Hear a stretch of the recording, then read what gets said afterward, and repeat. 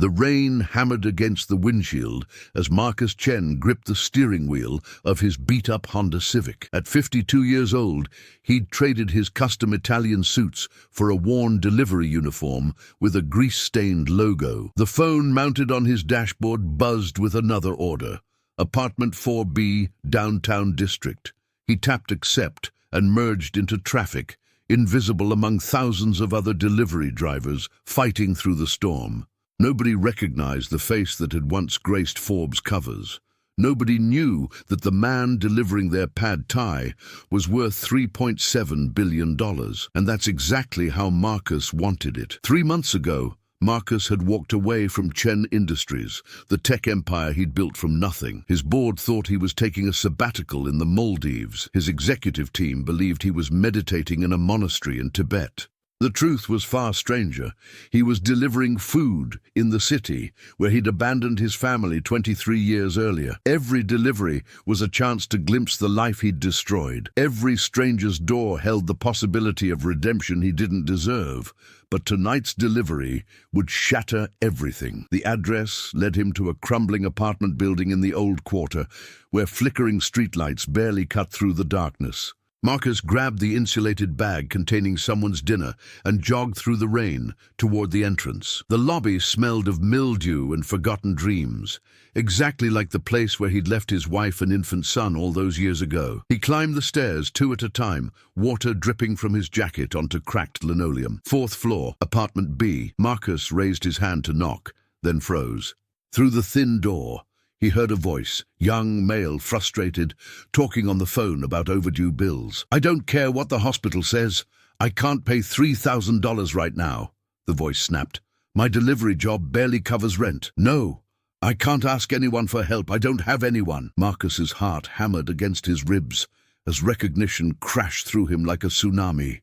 That voice carried the same cadence as his own, the same sharp consonants his mother had passed down through generations. He knew, with absolute certainty, that his son was standing on the other side of this door. The son he'd left behind when success had seemed more important than family. Marcus knocked, his knuckles barely making a sound at first. He tried again, louder this time, fighting to keep his hands steady. Footsteps approached. The door swung open, revealing a young man who looked exactly like Marcus had at 25. Same dark eyes, same sharp jawline, same expression of exhaustion mixed with determination. "Food delivery," Marcus managed, his voice cracking slightly. He thrust the bag forward, keeping his face angled downward, suddenly terrified of being recognized. The young man, his son, took the bag without really looking at him, already turning back toward whatever crisis consumed his attention.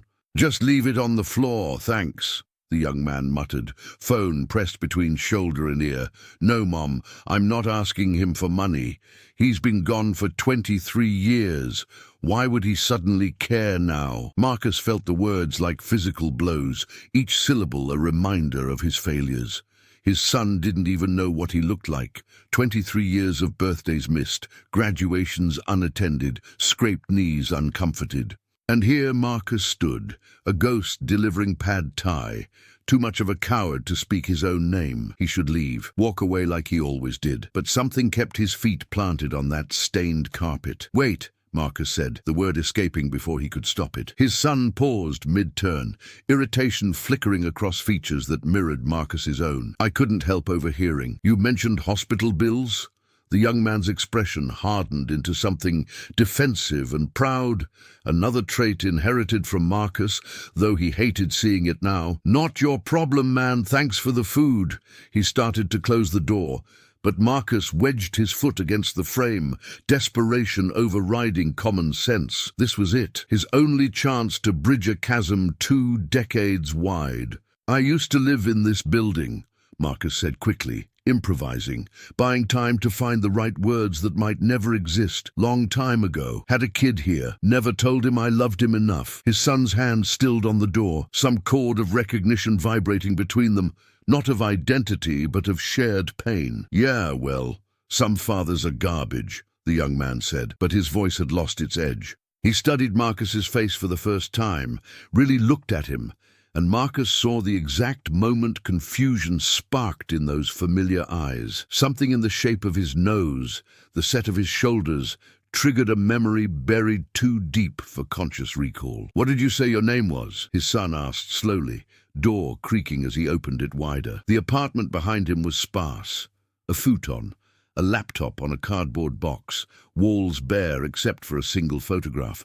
Marcus couldn't see the image from where he stood, but he knew with absolute certainty it was a picture of a mother and baby, a family before he'd destroyed it. "I didn't," Marcus replied, and for a moment, silence stretched between them like a rubber band pulled to its breaking point.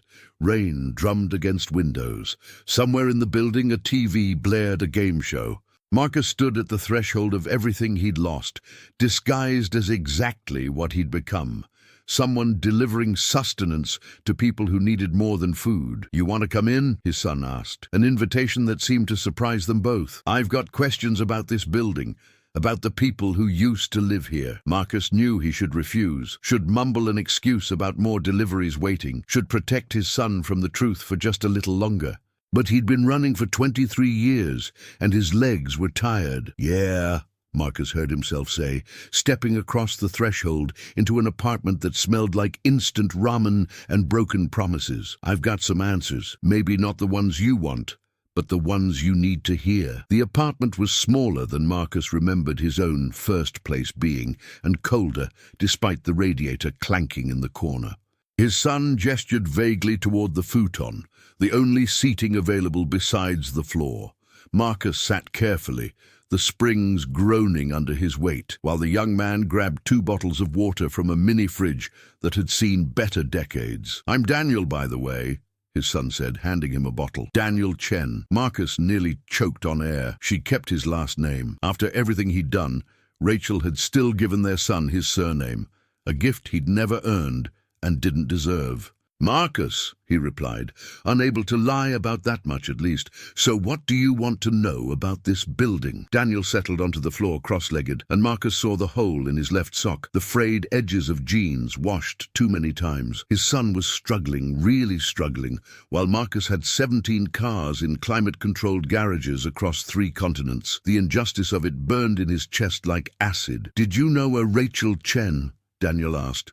"She lived here with her baby in 2002. My mom. She doesn't talk about those days much, but I know they were hard." Marcus's throat constricted. "I knew her," he managed. "Briefly. She was remarkable, strong, the kind of person who could survive anything." Daniel's expression softened into something almost vulnerable. "She is strong. Too strong, maybe. She worked 3 jobs to raise me alone. Never complained, never asked for help, never even told me who my father was, beyond that he was chasing dreams." He made air quotes with his fingers, bitterness creeping back into his voice. "Like dreams are more important than your own kid. What kind of man does that?" "The kind sitting across from you right now," Marcus thought, shame crushing his lungs. "Maybe he was young and stupid," Marcus said carefully, each word a confession disguised as speculation. "Maybe he thought providing money was the same as providing love. Maybe he built an empire, thinking success would erase the guilt, but it just grew heavier every year." Daniel stared at him with unsettling intensity, those dark eyes, Marcus's eyes, seeing too much. "That's oddly specific for someone who barely knew my mum," Daniel said slowly. "And you know what's weird? You look familiar, like déjà vu, but stronger. Like I should know you from somewhere." Marcus stood abruptly, panic flooding his nervous system. "I should go. Other deliveries waiting." But Daniel was faster, younger, blocking the path to the door with an athlete's reflexes. "No, something's happening here. Something strange." He pulled out his phone, fingers flying across the screen. Marcus watched in horror as Daniel typed Marcus Chen into a search engine. The results would be immediate. Thousands of articles, hundreds of photos, his face plastered across business magazines and tech blogs. He had seconds before his carefully constructed disguise shattered completely, before his son discovered that the delivery driver was the billionaire father who'd abandoned him. "Wait!" Marcus said desperately. "Before you look at whatever you're about to find, let me say something. Your mother is right about dreams and responsibility. I learned that too late." But Daniel's face had already gone pale, phone trembling in his hand. He looked at the screen, then at Marcus, then back at the screen. "This is impossible," Daniel whispered. "Marcus Chen, founder of Chen Industries, net worth 3.7 billion. You're delivering food in a Honda Civic to my apartment." His voice rose with each sentence, disbelief transforming into something more dangerous, rage. "Let me explain," Marcus started, but Daniel laughed, a harsh sound with no humor in it. "Explain what? That you're a billionaire who let his son grow up in poverty, that my mum worked herself into a hospital bed last week, yeah, those bills I mentioned, while you bought yachts or private jets or whatever rich people waste money on." He hurled his phone across the room where it cracked against the wall. "Why are you here? Some sick game? Slumming it to feel alive? Write a memoir about finding yourself among the poors?" Each accusation landed like a punch, and Marcus accepted every blow because he deserved them all. "Your mother's in the hospital," Marcus asked, the information finally penetrating his shock. "What happened? Is she okay?" Daniel's laugh turned bitter. "Oh, now you care? 23 years of silence, but suddenly you're concerned?" He ran his hands through his hair, a gesture so achingly familiar that Marcus saw himself at that age, frustrated and lost, after his own father had died. "She collapsed at her second job. Exhaustion, stress, high blood pressure. Doctors want to keep her for observation, run tests. Tests that cost money. Money I don't have. Money you apparently have enough of to buy a small country." Marcus reached for his wallet, already pulling out a credit card with no limit, but Daniel slapped it away with enough force to send it skittering under the radiator. "I don't want your money," Daniel snarled. "I want to understand why you left. Why you never called, never visited, never sent child support or birthday cards, or any sign you remembered we existed. Mom said you chose ambition over us, but I didn't want to believe anyone could be that selfish, that cold." He was crying now, angry tears streaming down his face, and Marcus felt his own eyes burning. 23 years of wondering if his son thought about him, and now he had his answer. Yes, but only as a villain in his origin story. "You're right," Marcus said quietly. "About all of it. I was selfish and cold and convinced myself that building something big was more important than being someone good. I left because I was scared. Scared of failing as a father, scared of being trapped, scared of choosing between my dreams and my family." He retrieved the credit card from under the radiator, held it without offering it again. "So, I chose dreams, and I built Chen Industries, and every success felt hollow because I knew what it cost, who it cost." He met Daniel's eyes, forcing himself not to look away from the pain reflected there. "There's no explanation that makes it right. I destroyed the two people I should have protected." Daniel sank onto the futon, suddenly looking much younger than his 25 years, like a child who'd just learned the truth about monsters being real. "Why now?" he asked, voice raw and stripped of anger, leaving only exhaustion behind. "Why show up as a delivery driver instead of just, I don't know, sending a letter? Calling, showing up at the door like a normal person trying to reconnect?" Marcus sat beside him, careful to leave space between them, unwilling to presume any right to closeness. "Because I'm a coward," he admitted. "I told myself I was doing research, understanding how normal people live, getting perspective. But the truth, I was looking for you and your mother without having to face what I'd done." "Did you find her?" Daniel asked. "Before tonight, I mean." "Did you deliver food to Mom?"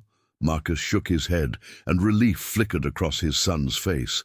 At least Rachel had been spared this particular confrontation. "I've been doing this for 3 months, different restaurants, different neighborhoods, hoping I'd randomly encounter you both. Pathetic, right? I have investigators who could have found you in hours, but I spent 12 weeks driving around delivering General Tso's chicken, pretending fate would absolve me of actually having to make a choice." He laughed bitterly. "Even my redemption arc is half-assed and cowardly." Daniel picked at the hole in his sock, a nervous habit that made him seem impossibly young. "She's at Memorial Hospital," he said finally. "Room 347. Visiting hours are over now, but they start again at 8 tomorrow morning." Marcus's heart lurched. Was this an invitation or just information? "She doesn't know you're in the city," Daniel continued. "Doesn't know you've been playing dress-up as a working-class hero. That's going to be a fun conversation." He turned to Marcus, with eyes that held equal parts hurt and curiosity. "What happens now?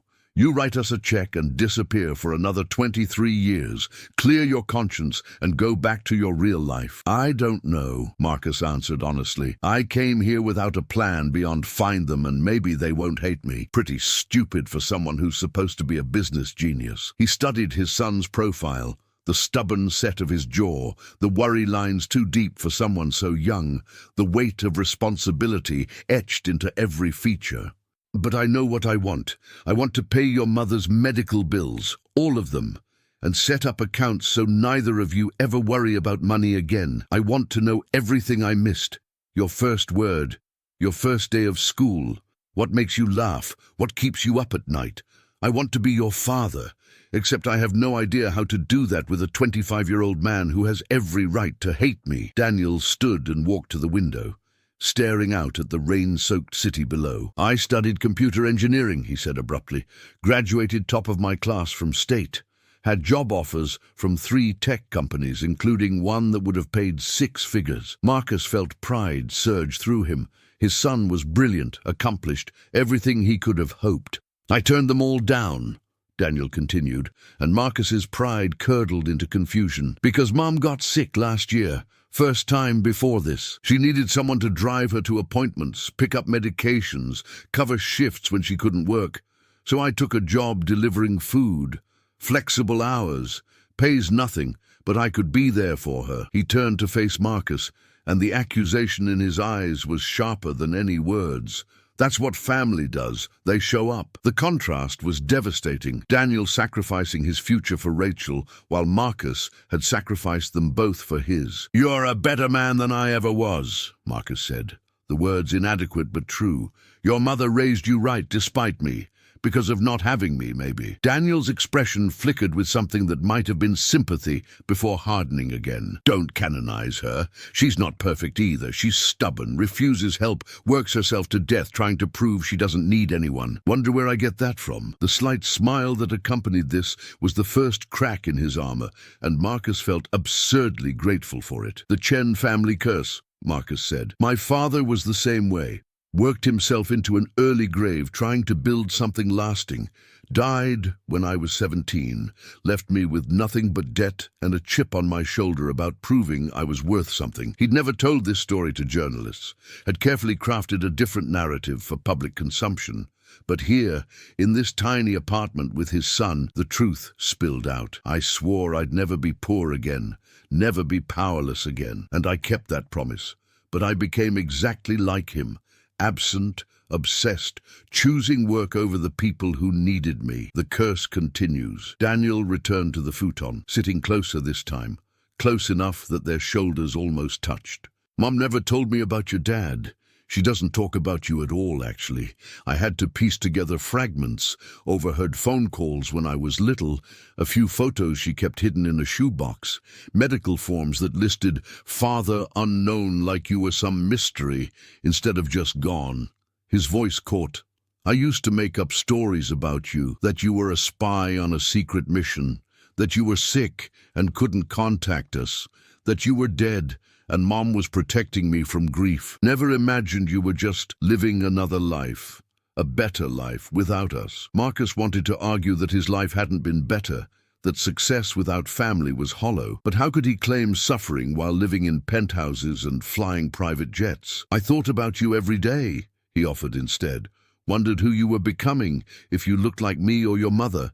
If you were happy. I set up a trust fund when you were born. It's been growing for 25 years, supposed to transfer to you automatically when you turned 30, assuming my lawyers could find you." Daniel's head snapped toward him. "There's money waiting for me?" Marcus nodded. "Currently worth about $47 million.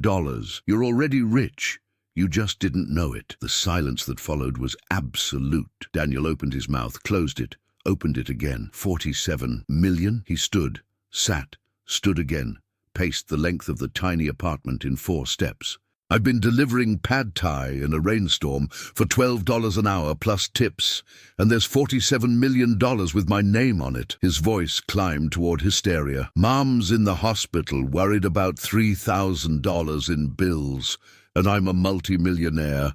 He whirled on Marcus. "Why 30? Why not 18 or 21 or literally any age when it could have actually helped us?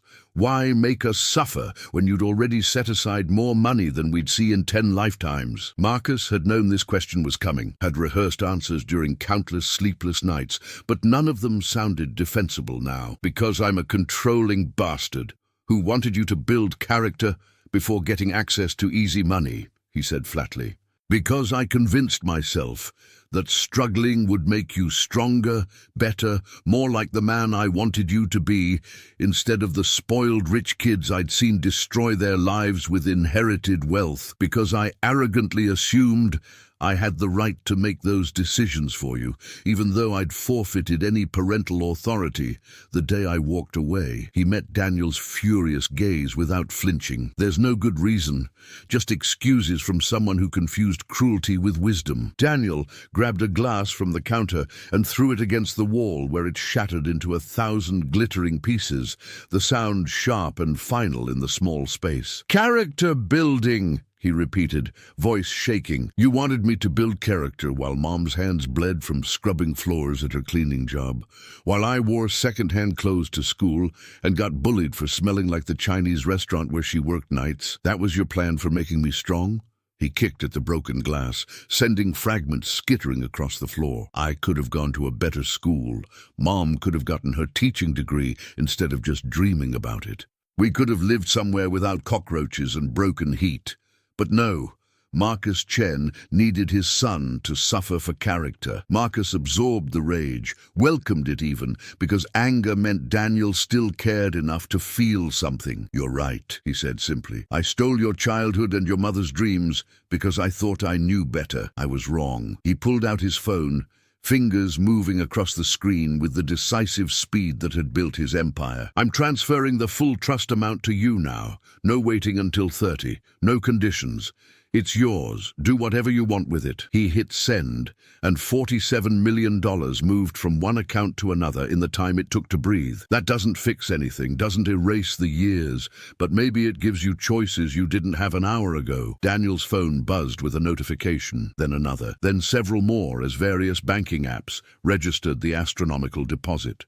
He stared at the screen like it might bite him, face cycling through disbelief, joy, anger, and back to disbelief. This is insane, he whispered. This morning I was worried about making rent. Now I'm... He couldn't finish the sentence, overwhelmed by the sudden transformation from struggling delivery driver to multimillionaire. Mom's going to lose her mind. She's going to have so many questions. Questions I can't answer because I don't understand any of this myself. He looked at Marcus with something close to panic. You have to come to the hospital tomorrow. You have to explain this to her.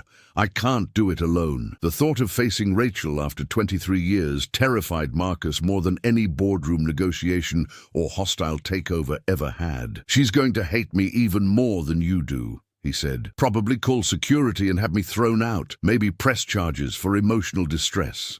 But Daniel was shaking his head, a strange expression crossing his face, something calculating that reminded Marcus uncomfortably of himself during a business deal. No, you owe us this. You owe her an explanation, an apology, whatever closure she needs. You don't get to do the easy part. Transfer money and skip the hard part. That's what the old Marcus would do, right? The coward who ran away? The observation cut deep because it was accurate. 8 a.m., Marcus agreed. Memorial Hospital, room 347. I'll be there. He stood, legs unsteady beneath him, exhausted in a way that had nothing to do with physical fatigue. Should I come as myself, or... He gestured at his delivery uniform, suddenly unsure of everything. Daniel considered this. Yourself, I guess, whatever that means, though I'm not sure I know who that is. Do you? The question hung in the air between them, philosophical and pointed. Marcus had spent 3 months pretending to be someone else, but had he ever really known who he was? Billionaire, father, delivery driver, stranger, all of these, and none of these. I'll figure it out by morning, Marcus said, though he doubted that was possible. For what it's worth, Daniel, meeting you tonight, even like this, even with you hating me, it's the best thing that's happened to me in 23 years. Daniel's expression softened slightly, though suspicion still lingered in his eyes. Don't try to make this a heartwarming moment. You don't get those yet. Maybe not ever. You have to earn that. He walked to the door, opened it, a clear dismissal. But you can start tomorrow. 8 a.m. Don't be late. Mom hates when people are late. Says it shows a lack of respect for other people's time. The irony wasn't lost on either of them. Marcus stepped into the hallway, then paused. Your mother, he began carefully. Does she ever talk about me? Wonder what happened to me? Daniel's jaw tightened. She did. Past tense. For years, she'd get this look around Father's Day, like she was somewhere else, remembering. But eventually, that stopped. She built a life without you in it, a good life, despite everything. Friends, routines, pride in raising me alone. She stopped waiting for you to come back or explain or apologize. He leaned against the doorframe, suddenly looking older than his years. So when you show up tomorrow, understand that you're not walking into a story where she's been pining for you. You're interrupting a life she fought hard to create from the ruins you left behind. The words settled over Marcus like a weighted blanket, heavy, suffocating, impossible to ignore. I understand, he said, though understanding and accepting were different things. Thank you for telling me. And for giving me a chance I don't deserve. Daniel nodded once, abrupt and final. Don't thank me yet. Wait until after Mum either forgives you or destroys you. Could go either way. A ghost of a smile crossed his face. My money's on destroy. She's tougher than she looks.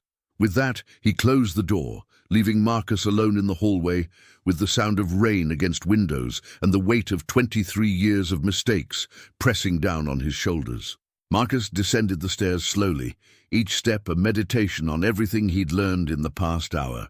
He had a son, brilliant, damaged, generous, despite every reason to be bitter. He had an ex-wife in a hospital bed, fighting health problems probably caused by the stress of single parenthood. He had $47 million less than when he'd climbed these stairs, but somehow felt richer for it. The math didn't make sense, but nothing about tonight made sense. In the span of a single delivery, his carefully controlled experiment in humility had exploded into something real and terrifying and impossible to walk away from. The rain had intensified, turning the streets into rivers that reflected neon signs and headlights in dizzying patterns.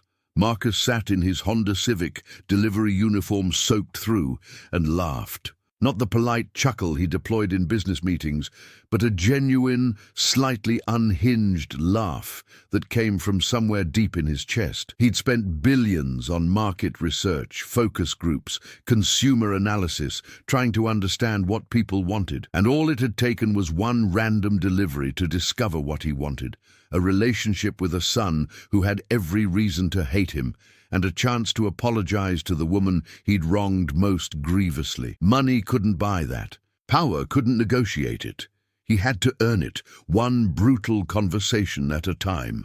Marcus drove through the storm-soaked streets without destination, his phone buzzing repeatedly with delivery requests he ignored. The app would penalize him for declining orders, might even deactivate his account, but none of that mattered anymore. His experiment in anonymous poverty had ended the moment Daniel's door had opened. Now he had less than 12 hours to figure out what he'd say to Rachel, the woman he'd loved and abandoned, who'd raised their son alone while Marcus collected awards and magazine covers. Every apology he mentally rehearsed sounded hollow. Every explanation felt like an excuse. How did you condense 23 years of regret into a conversation that wouldn't send a hospital patient into cardiac arrest? He found himself parked outside a 24-hour diner, the kind of place he'd avoided during his 3 months of performance poverty. Too authentic, too real, filled with people whose struggles weren't temporary experiments. Marcus entered, still wearing his soaked delivery uniform, and slid into a booth with cracked vinyl seats. A waitress approached, middle-aged with tired eyes and a name tag that read Gloria. She poured coffee without asking, a gesture so automatic it seemed unconscious. "Rough night?" she asked, and Marcus nearly laughed at the understatement. "You could say that," he replied. "Just found out my son hates me, and I have to face the consequences of every terrible decision I've made for the past 2 decades." Gloria didn't even blink. "Men and their guilt," she said, topping off his cup, though he hadn't taken a sip.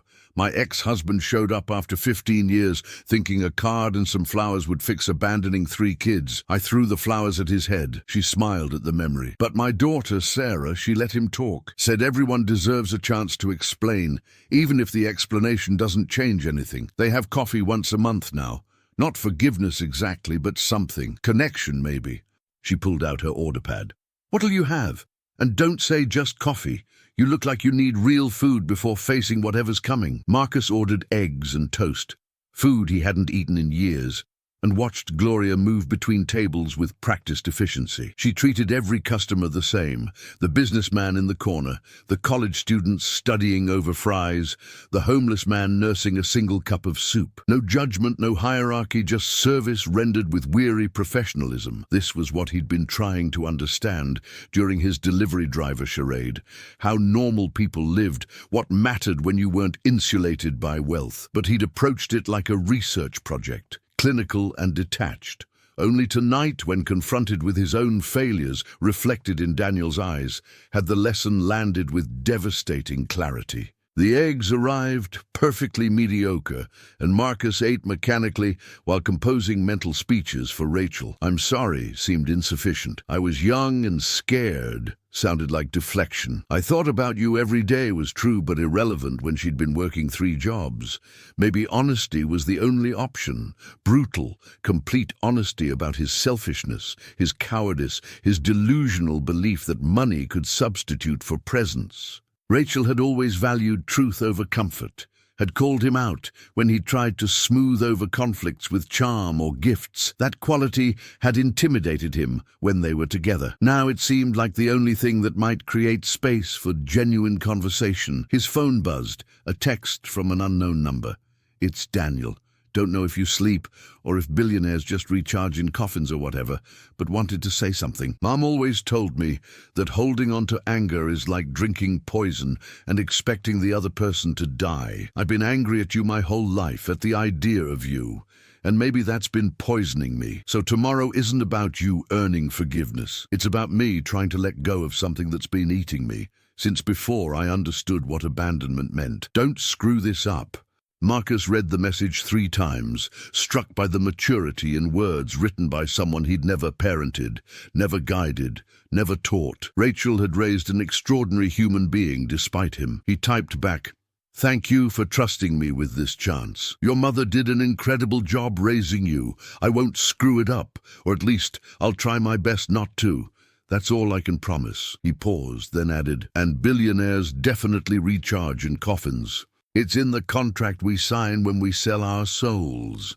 A small olive branch of humor, perhaps too soon, but Daniel responded with a single emoji, a skull, and Marcus felt absurdly pleased. It wasn't much, barely a thaw in the glacier between them, but it was something, a beginning, however fragile and uncertain. Gloria returned to refill his coffee. "Whatever you're dealing with," she said, "remember that showing up is half the battle, maybe more than half. People can forgive a lot if you're actually present instead of just sending money or messages." Marcus wondered if she somehow knew who he was, if she'd recognized him beneath the cheap uniform, but her expression held only generic wisdom earned through hard experience. "I'll remember that," he promised, leaving a $100 bill under his plate, a tip wildly disproportionate to the $8 meal, but he couldn't help himself. Old habits of using money to express what words couldn't. He returned to the car and finally drove to the hotel where he'd been staying. Not the Four Seasons or Ritz-Carlton, but a Holiday Inn Express that matched his delivery driver persona. The room was clean and anonymous, devoid of the luxury Marcus had spent decades accumulating. He showered, watching dirt and rainwater swirl down the drain, and caught his reflection in the fogged mirror. At 52, he looked older than his years. Success had carved lines around his mouth. Stress had silvered his hair at the temples, and tonight's revelations had added new shadows under his eyes. This was the face that would greet Rachel in the morning, not the young man she'd loved, but a stranger wearing his features like an ill-fitting mask. Marcus set his alarm for 6 a.m., knowing sleep was unlikely, but needing the ritual of trying. He lay in the dark, listening to the muffled sounds of other guests, a baby crying, a TV playing too loud, footsteps in the hallway. These were the sounds of normal life, the textures of existence he'd insulated himself from with penthouse apartments and executive floors. For 3 months, he'd played at poverty, but he'd always known he could end the experiment whenever it became inconvenient. Daniel and Rachel had never had that option. They'd lived the reality Marcus had briefly cosplayed, and that fundamental difference rendered every insight he'd gained suspect. He was a tourist in their world, and tomorrow he'd have to reckon with that uncomfortable truth. Sleep never came. Marcus spent the night alternating between staring at the ceiling and pacing the narrow space between bed and bathroom, rehearsing conversations that would inevitably go differently than planned. At 5:30 a.m., he gave up the pretense and dressed carefully. Not in his delivery uniform, but not in the custom suits that screamed wealth either. He settled on dark jeans and a simple button-down shirt, clothes purchased during his months undercover that had the advantage of being unremarkable. In the mirror, he looked like an assistant manager at a mid-level company. Someone forgettable and safe. Maybe that was better than arriving as Marcus Chen, billionaire CEO. Maybe Rachel would find it easier to talk to this version of him. The hospital came into view as dawn broke over the city, its concrete facade turned gold by early light. Marcus parked in the visitor lot, hands gripping the steering wheel long after he'd turned off the engine. 7:45 a.m., 15 minutes until visiting hours began, 15 minutes until he faced the woman whose life he'd derailed with his ambition and cowardice. His phone buzzed. Daniel again. "Mom doesn't know you're coming. Thought it would be better to not give her time to prepare defenses or call lawyers. Room 347, 3rd floor. I'll be in the cafeteria. Come find me after, if you're still alive." The message was clearly meant to be light, but Marcus detected the anxiety beneath the humor. He entered through automatic doors that whooshed open like the entrance to another dimension. The hospital smell hit him immediately. Antiseptic and illness, institutional meals, and fear masked by air freshener. Marcus followed signs to the elevator, rode up with a doctor reviewing charts and a family clutching flowers. 3rd floor. The doors opened onto a corridor, lined with rooms where people fought private battles against failing bodies and uncertain futures. Room 347 was halfway down on the left. Marcus stood outside it for a full minute, paralyzed by the weight of everything this moment represented. Then he knocked 3 soft raps and heard a voice he hadn't heard in 23 years say, "Come in." Rachel Chen sat propped against pillows, an IV line snaking into her left arm, a book open in her lap. She looked up as Marcus entered, and for a heartbeat, recognition didn't register.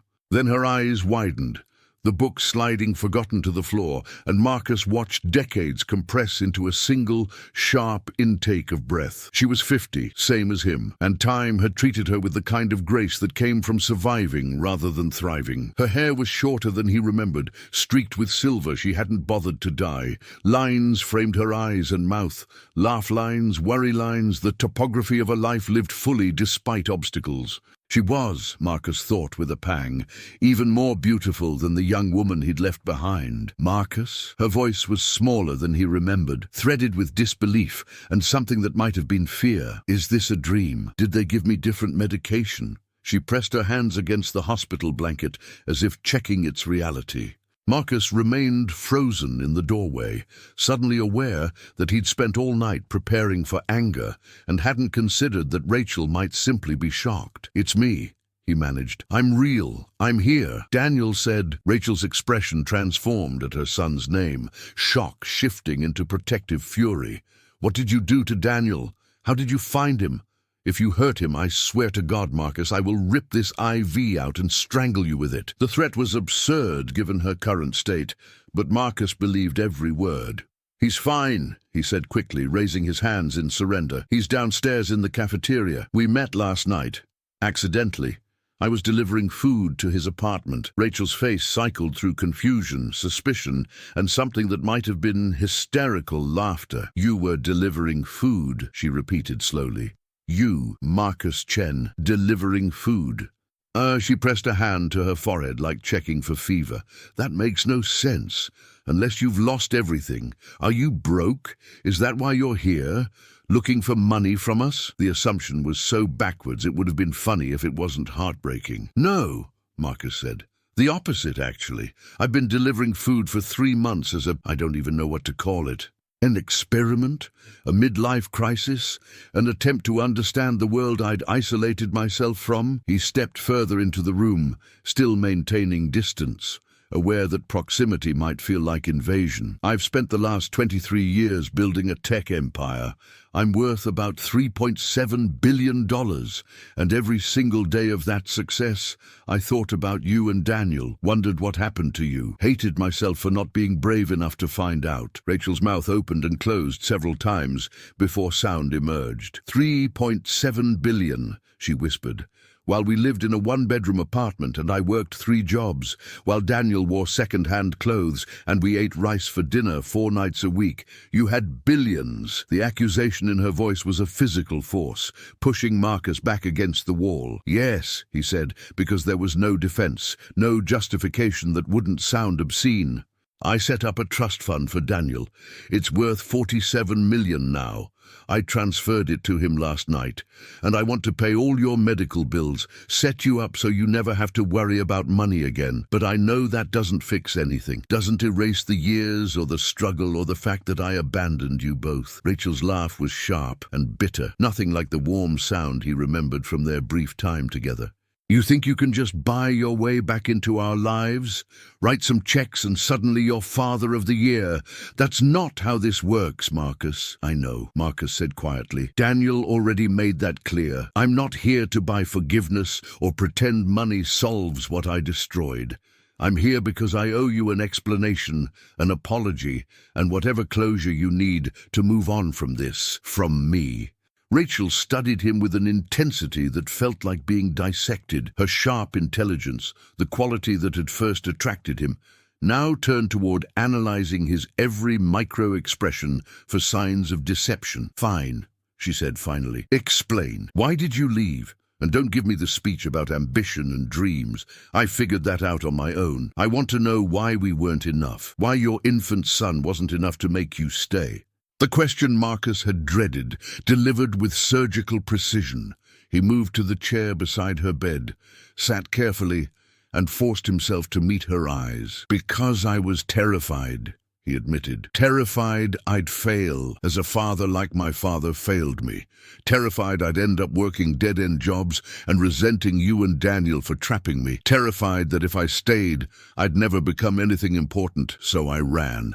Told myself it was temporary, that I'd come back once I'd built something significant, once I'd proven I was worth being your husband and his father. He laughed bitterly. I proved I was a coward instead, built an empire on the foundation of your broken dreams and Daniel's absent childhood. That's my legacy, not the technology or the wealth, but the lives I ruined pursuing them. What if the person driving your rideshare car wasn't just a stranger trying to make ends meet? What if behind that casual smile and everyday conversation was someone worth billions? Today's story will blow your mind because a tech billionaire decided to do exactly that. He disguised himself as a regular ride-sharing driver, and the passenger who got into his car had no idea she was sitting next to her own husband. This isn't just about a clever disguise or a harmless prank. This is about a marriage on the edge, about trust broken and rebuilt, and about what happens when someone with unlimited resources decides to discover the truth about the person they love most. Buckle up, because this journey starts with a simple app notification and ends somewhere you'd never expect. Marcus Chen wasn't always a billionaire. 20 years ago, he was coding in a cramped apartment, surviving on instant noodles and ambition. His wife, Sarah, had believed in him when nobody else did. She worked 2 jobs to support them, while Marcus built his ride-sharing app from scratch. Those were hard years, filled with rejection letters from investors and nights when they wondered if they'd made a terrible mistake. But Sarah never wavered. She'd come home exhausted from her nursing shifts and still find energy to encourage Marcus, to tell him his vision would change the world. And she was right. Within 5 years, his app had revolutionized transportation in 40 countries. Within 10, Marcus was on magazine covers, giving TED Talks and watching his net worth climb into the billions. But success has a price that doesn't show up on any balance sheet. As Marcus's company grew, so did the distance between him and Sarah. The man who once shared everything with his wife now spent weeks traveling between tech conferences and investor meetings. Their conversations became shorter, more transactional. Sarah still worked as a nurse, insisting she needed her own identity beyond being a billionaire's wife. Marcus respected that, or at least he told himself he did. But lately, something felt wrong. Sarah seemed distant, distracted. She'd smile, but her eyes looked somewhere else. She'd answer his questions, but her mind seemed miles away. Marcus tried to dismiss his suspicions as paranoia, the price of spending too much time in boardrooms where everyone had an agenda. Then came the night that changed everything. Marcus returned home early from a business trip, hoping to surprise Sarah with dinner reservations at the restaurant where they'd celebrated their first anniversary. The house was dark. He called her phone. No answer. He checked the tracker on the family account and saw her phone was at a hotel downtown. His heart raced. He told himself there had to be an explanation. Maybe a work event, maybe helping a friend. But at 2 in the morning, he sat in his study, staring at that blinking dot on the map, feeling his world tilt. Marcus Chen, who'd built an empire on connecting people through technology, suddenly felt more alone than he had in that cramped apartment 20 years ago. He didn't sleep that night. He just watched that dot until it finally moved back toward their house at dawn. Sarah came home looking exhausted. Marcus pretended to be just waking up, asked casually about her night. She said she'd covered an emergency shift at the hospital. The lie hung in the air between them like smoke. Marcus wanted to confront her, to demand the truth, but fear stopped him. What if the truth was worse than not knowing? What if their marriage, the foundation of everything he'd built, was already over? So instead, he smiled and kissed her forehead and went to his home office. That's when the idea came to him. It was crazy, potentially destructive, but Marcus needed to know who his wife had become. He needed to see the Sarah who existed when he wasn't around, and his own company had given him the perfect tool to do exactly that. Marcus spent the next week planning. He couldn't just create a fake driver account. The verification systems his own company had built were too sophisticated. Instead, he acquired a small, struggling rideshare competitor through a shell company. He had their tech team create a special driver profile with bulletproof credentials. He bought a used Toyota Camry, the kind that thousands of drivers used. He purchased contact lenses to change his eye color, got a haircut completely different from his usual style, and grew out a beard. He practiced changing his voice, his mannerisms, the way he carried himself. Marcus Chen, the polished CEO who commanded boardrooms, had to disappear. In his place would be Mike, a middle-aged driver trying to make extra money for his kids' college fund. The transformation was remarkable. Standing in front of the mirror in a rented storage unit where he'd set up his operation, Marcus barely recognized himself. The expensive suits were gone, replaced by jeans and a flannel shirt. His luxury watch was swapped for a basic fitness tracker. He'd added subtle makeup to create the appearance of sun damage and tiredness. Even his posture was different, slightly slouched, as if carrying the weight of financial stress. He practiced his backstory until it felt natural. Mike was divorced, lived in a modest apartment across town, drove mostly nights and weekends to supplement his day job at a warehouse. He had a daughter at community college and a dream of saving enough to maybe start a small business someday. It was a life Marcus had narrowly avoided, and inhabiting it felt both humbling and terrifying. Marcus monitored Sarah's ride-sharing patterns for 3 days. She used the apps frequently, always to the same area downtown, always in the evenings. never to the hospital where she claimed to work late shifts. His company's competitor app had a smaller market share, but it operated in their city. On the fourth night, Marcus sat in his Camry 2 blocks from their house, watching Sarah's location on his phone. At 7:30, she ordered a ride. His heart hammered as he enabled his driver profile and positioned himself to be the closest available car. The app pinged, new ride request. The pickup address was his own home. Marcus's hands trembled as he accepted. He had 60 seconds before the app would reassign the ride to another driver. He pulled away from the curb, heading toward the moment of truth. The 2-minute drive to his own house felt like hours. Marcus ran through his character one more time. Friendly, but not chatty. Professional, but approachable. Everything a good driver should be. He couldn't let nervousness crack his disguise. As he pulled up to the circular driveway, he saw Sarah emerge from the front door. She wore a dress he'd never seen before, her hair styled in a way that seemed special. She looked beautiful, and that made everything hurt more. Marcus took a breath and pushed the button to roll down the passenger window. Sarah walked toward the car, checking her phone to confirm the license plate matched her app. She opened the back door and slid inside, barely glancing at the driver. "Hi," she said, her voice distracted. "Downtown, right?" Marcus nodded, keeping his voice in Mike's register. "Yes, ma'am. The app has the address." As Marcus pulled away from the house he'd bought for Sarah 10 years ago, the house filled with photos of their life together, he felt a surreal disconnect from reality. His wife sat 3 feet behind him, completely unaware that her husband was driving her to whatever secret she'd been keeping. Sarah immediately pulled out her phone and started texting, a small smile playing at her lips. Marcus adjusted the rearview mirror slightly, watching her reflection. She looked happy in a way he hadn't seen in months. That hurt worse than anger would have. He merged onto the main road, heading downtown, wondering if he'd just made the biggest mistake of his life. Whatever he discovered in the next 20 minutes would either save his marriage or end it. There was no turning back now.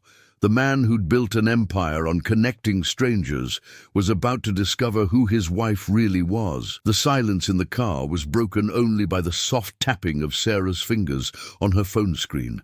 Marcus kept his eyes on the road, but his mind raced with questions.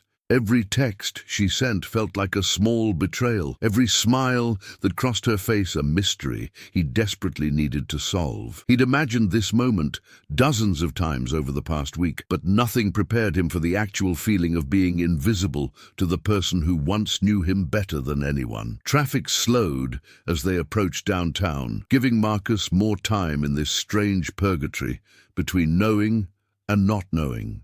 He thought about saying something, starting a conversation the way friendly drivers often did, but his throat felt tight. What if his voice cracked? What if she somehow recognized something familiar in his eyes, even through the colored contacts? Sarah suddenly leaned forward, and Marcus's heart nearly stopped. "Excuse me, would you mind turning up the air conditioning? It's a bit warm back here." Her voice was polite but distant, the way people talk to service workers they'll never see again. Marcus nodded and adjusted the temperature, murmuring, "No problem," in Mike's voice. She'd sat less than 2 feet away from him for 17 years of marriage. She'd traced the scar on his left hand 1,000 times, the one from when he'd cut himself, fixing their first apartment's broken window. That hand was visible on the steering wheel right now, and she didn't recognize it. The realization hit Marcus like a physical blow. When had they become such strangers? When had the woman who once knew his breathing patterns in sleep stopped seeing him even when he was right in front of her? They passed the theater where Marcus had proposed, the Italian restaurant where they'd celebrated every anniversary until 3 years ago when the celebrations somehow stopped. Sarah didn't glance at any of these landmarks. Her attention stayed fixed on her phone, occasionally looking up only to check their progress on her own app. Marcus wondered what she was thinking, where her mind went during these drives through a city filled with their shared history. Did she think about him at all? Or had their marriage become just another obligation, like a subscription she'd forgotten to cancel? The downtown towers loomed ahead, their glass surfaces reflecting the evening sun. Marcus recognized the neighborhood now. Expensive hotels, upscale restaurants, the kind of places where people went for special occasions or secret meetings. His grip tightened on the steering wheel. "You can drop me at the corner of 5th and Maple," Sarah said, her voice cutting through his thoughts. Marcus checked the app. That wasn't the destination she'd entered. She was changing it, probably to walk the last block herself. That's what people did when they didn't want drivers knowing exactly where they were going.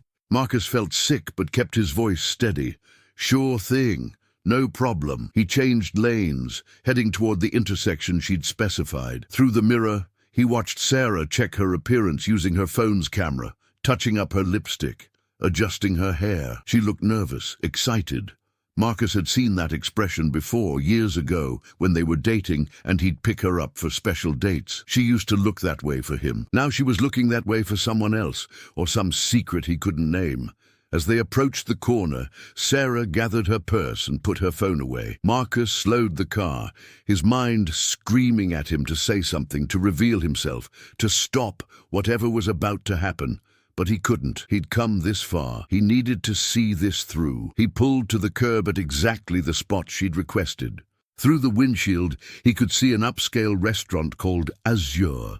Its blue-tinted windows and modern design, speaking of expensive menus and intimate atmosphere. Sarah opened the door, stepping out onto the sidewalk. "Thank you," she said absently, already moving away. Then she paused, turned back, and for one heart-stopping moment, Marcus thought she'd recognized him. She leaned down to the window. "Actually, could I ask you something?" Marcus's mouth went dry.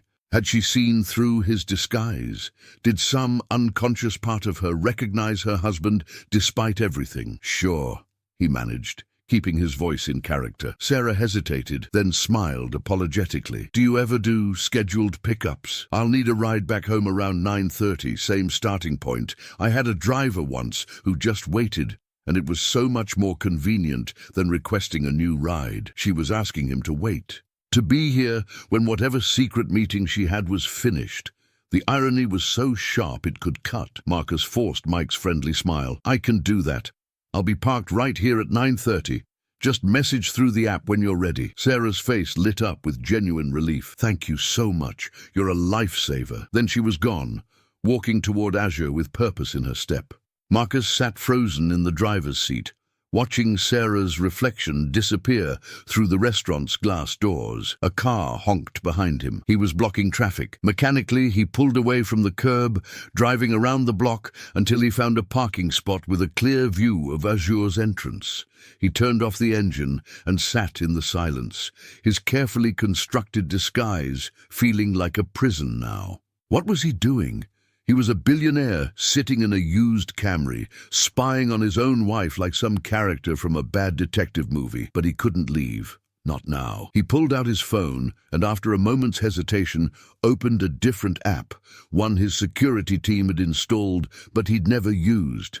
It could access traffic cameras, security feeds from his own company's partnerships. Within minutes, he had a view of Azure's interior. The restaurant was elegant, designed for romance or important business dinners. Marcus scanned the camera feed, his heart pounding, until he found her. Sarah was being led to a table near the back, somewhere private, but she was alone. No one was waiting for her. Marcus watched as she sat down, checked her phone, and then looked toward the entrance with anticipation. She was waiting for someone. The next 15 minutes were torture.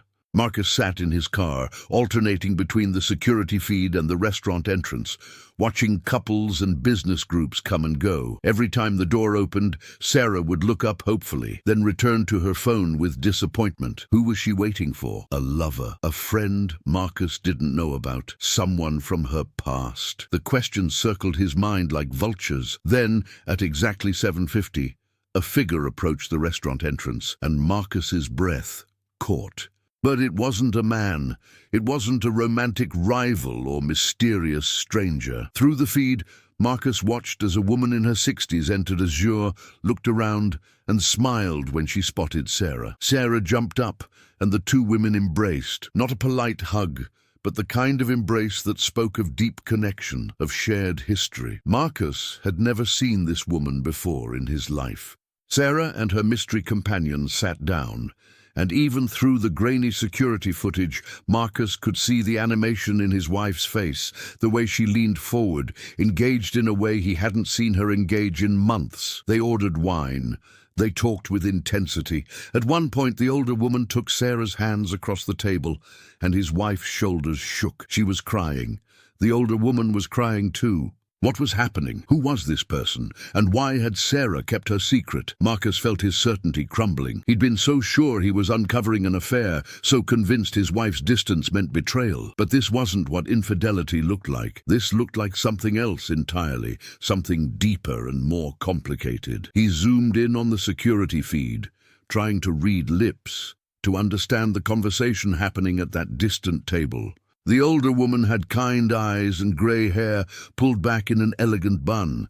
She wore simple but quality clothing, and there was something about her bearing that suggested authority, maybe professional expertise. A therapist, a counselor. But why would Sarah hide therapy? Marcus had always supported mental health. He'd donated millions to psychiatric research. Unless it wasn't about mental health, unless it was about something Sarah thought she couldn't share with him. Marcus checked the time. Only 90 minutes until he'd promised to pick her up. 90 minutes to decide what to do with this information, or whether to reveal himself now. Marcus couldn't just sit in the car for 90 minutes watching a security feed. The confined space was making him claustrophobic, and his mind was spiraling with theories, each more unsettling than the last. He needed to move, to think, to process what he was seeing. He locked the Camry and walked down the block, keeping his head down, hyper-aware that Sarah might emerge from the restaurant at any moment. The evening air was cool against his face, a sharp contrast to the heat building inside his chest. He passed a coffee shop and ducked inside, ordering something he didn't want just to have somewhere to sit. The barista barely looked at him. Mike, his alter ego, was invisible in a way Marcus Chen had not been for years. There was a strange freedom in that invisibility, but also a profound loneliness. Sitting by the window with his untouched coffee, Marcus thought about the early days of his marriage. Sarah had been a nursing student when they met at a community health fair. He'd been volunteering, trying to network and promote his barely functional app prototype. She'd made fun of his pitch, told him he sounded like a robot reading a script, and then helped him rewrite it to sound human. They'd talked for hours that day, and he'd known with absolute certainty that he'd just met the person he'd spend his life with. Sarah had been the one who insisted they write their own vows, who'd planned their wedding at a community center because spending money on one day felt wasteful when they were building a future. She'd been his partner, his conscience, his home. When had that changed? Or had he been too busy building an empire to notice it changing slowly, day by day? Marcus pulled out his phone and scrolled through old photos. There was Sarah on their 10th anniversary, smiling at the camera, but something already distant in her eyes. Had he seen it then? There was Sarah at a company celebration, standing slightly apart from the crowd of executives and investors, looking uncomfortable in her formal dress. Marcus had assumed she was just tired from work. There was Sarah at their nephew's graduation, animated and laughing with family. Then another photo from the same day where she stood next to Marcus, both of them smiling, but not at each other, not touching, just two people who happened to be in the same frame. How many moments had he missed while responding to emails, taking calls, building something he'd convinced himself was for both of them? His phone buzzed. A message from his CFO about the quarterly earnings call. Marcus stared at it, then turned off his phone entirely. At 8:30, Marcus returned to his car. The sun had set, and downtown was transforming into its nighttime self. Azure's windows glowed warm against the darkening sky. He checked the security feed again. Sarah and the older woman were still deep in conversation, though their intensity had softened. They were sharing dessert now, occasionally laughing. The earlier tears replaced by something that looked almost like peace. Marcus realized he'd never asked Sarah about her day in any meaningful way in months. Their conversations had become transactional. How was work? Fine. Need anything? No. When had they stopped really talking? When had they stopped being curious about each other's inner lives? He'd been so consumed with board meetings and expansion plans that he'd forgotten to be a husband. Maybe Sarah's secret wasn't about betraying him. Maybe it was about surviving him. At 9:15, Marcus saw movement on the security feed. Sarah and the older woman were standing, embracing again. There was finality in this goodbye, like they might not see each other for a while. The woman held Sarah's face in her hands for a moment, saying something that made Sarah nod seriously. Then they separated. Marcus watched the older woman leave first, walking with slow, measured steps. Sarah remained at the table for a moment, gathering herself, wiping her eyes one final time. Then she headed for the exit. Marcus started the Camry's engine, his hands steadier now than they'd been 2 hours ago. Whatever was happening, whatever secrets Sarah was carrying, he was going to approach this differently than he'd planned. He was going to listen, actually listen, the way he hadn't done in far too long, the way Mike the driver might listen, without agenda or assumption. Sarah emerged from Azure looking emotionally exhausted. The excitement from earlier was gone, replaced by something more complex. She looked fragile in a way that made Marcus want to jump out of the car and hold her, disguise be damned.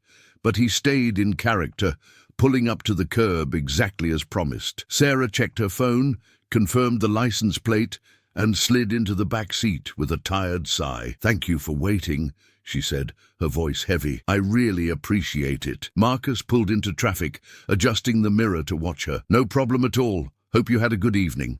It was a standard driver pleasantry, the kind of thing Mike would say. Sarah was quiet for a long moment. Then, unexpectedly, she laughed. It was a small, sad sound. I don't even know if it was good, but it was necessary. Marcus felt a door opening. This was the moment. If he stayed silent, they'd ride home in quiet and nothing would change. But something in Sarah's voice, in that raw honesty, made him push forward carefully. Sounds like it was important. Whatever it was. He kept his tone gentle, non-intrusive, the way a stranger could sometimes be a safe space for truth. Sarah was quiet again, and Marcus thought he'd overstepped. Then she spoke, her words coming slowly, like she was testing them. "Do you ever feel like you're living a life that looks perfect from the outside, but inside, you're suffocating?" Marcus's hands tightened on the wheel. He had to stay in character, had to be Mike, not the husband who desperately needed to hear this answer. "I think a lot of people feel that way," he said carefully. "What looks good on paper doesn't always feel good in the heart." "Exactly," Sarah said, and there was relief in her voice at being understood. "Everyone thinks I have this amazing life. My husband is successful beyond our wildest dreams. We have a beautiful home, financial security, everything we struggled for in the beginning. And I'm grateful, I really am. But somewhere along the way, I lost myself. I became Marcus's wife instead of Sarah. Does that make sense?" Marcus felt like he'd been punched. "It makes sense," he managed, his voice almost breaking before he caught it. "So what do you do about it?" He asked the question as Mike, but he desperately needed the answer as Marcus. Sarah leaned her head against the window, watching the city pass. "I'm trying to figure that out. That's what tonight was about. Talking to someone who knew me before all of this, who remembers who Sarah was." The pieces were starting to fit together. The secret meetings weren't about betrayal. They were about identity, about finding herself again. Marcus navigated through familiar streets, seeing them differently now. "The person you met tonight, they knew you from before?" he asked, keeping his curiosity sounding casual. Sarah nodded. "My old mentor from nursing school, Dr. Patricia Morrison. She was like a mother to me during my training. We lost touch after I got married, after everything got so crazy with Marcus's company. I reached out to her a few months ago because I felt like I was drowning, and I didn't know how to tell anyone, especially not my husband." The words hit Marcus like physical blows. His wife had been drowning and he hadn't noticed, hadn't asked, hadn't created space for her to tell him. "Why couldn't you tell him?" Marcus asked, even though he was terrified of the answer, even though part of him already knew. Sarah was quiet for so long that he thought she wouldn't respond. Then she spoke, her voice barely above a whisper. "Because he built this empire partly for me, for us. That's what he always says. He works these insane hours, misses birthdays and anniversaries, disappears into his phone during the rare dinners we have together, all because he's building something that will secure our future. How do I tell him that I never wanted an empire? I wanted a partner. I wanted the man who used to cook terrible pasta in our apartment and talk to me about his dreams until 2 in the morning. I wanted us, not all of this. She gestured vaguely at the expensive neighborhood they were entering. How do I tell him I'd trade every dollar for one real conversation? It would break his heart. And after everything he sacrificed, I can't do that to him. Marcus's eyes burned with tears he couldn't let fall. He blinked them back furiously, grateful for the darkness of the car, for the beard that hid his trembling jaw. Every word Sarah spoke was a mirror showing him the man he'd become, and the reflection was devastating. He'd thought he was building a future. He'd told himself every missed dinner, every distracted conversation, every business trip was an investment in their life together. But he'd been building a prison, one luxury at a time, and he'd locked them both inside. Maybe your husband doesn't know, Marcus said, his voice rough with emotion he was barely controlling. Maybe if you told him, really told him, he'd understand. He was begging now, begging his own wife to give him a chance he wasn't sure he deserved. Sarah laughed, but it was bitter. You're kind to say that, but you don't know Marcus. He's brilliant and driven, and completely blind to anything that isn't moving forward, growing, achieving.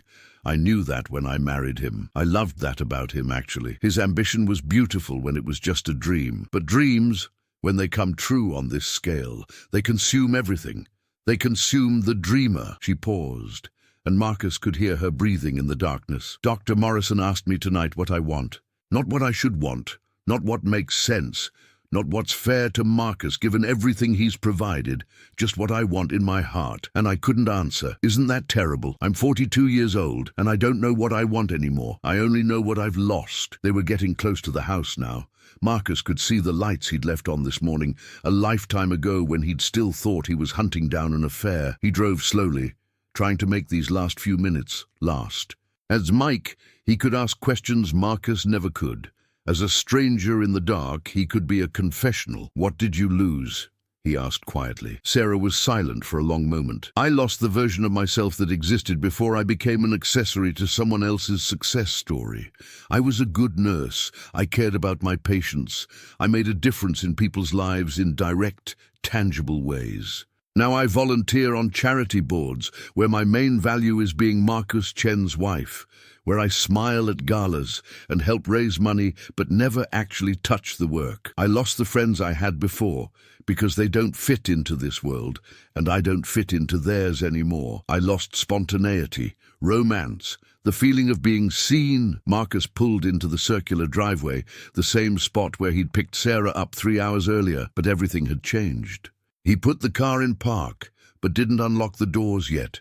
He was stalling, desperate for a few more seconds of this honesty, even though every word was cutting him open. Can I tell you something? He said, abandoning driver protocol, speaking from his own breaking heart. I think the fact that you know what you've lost means you can find it again.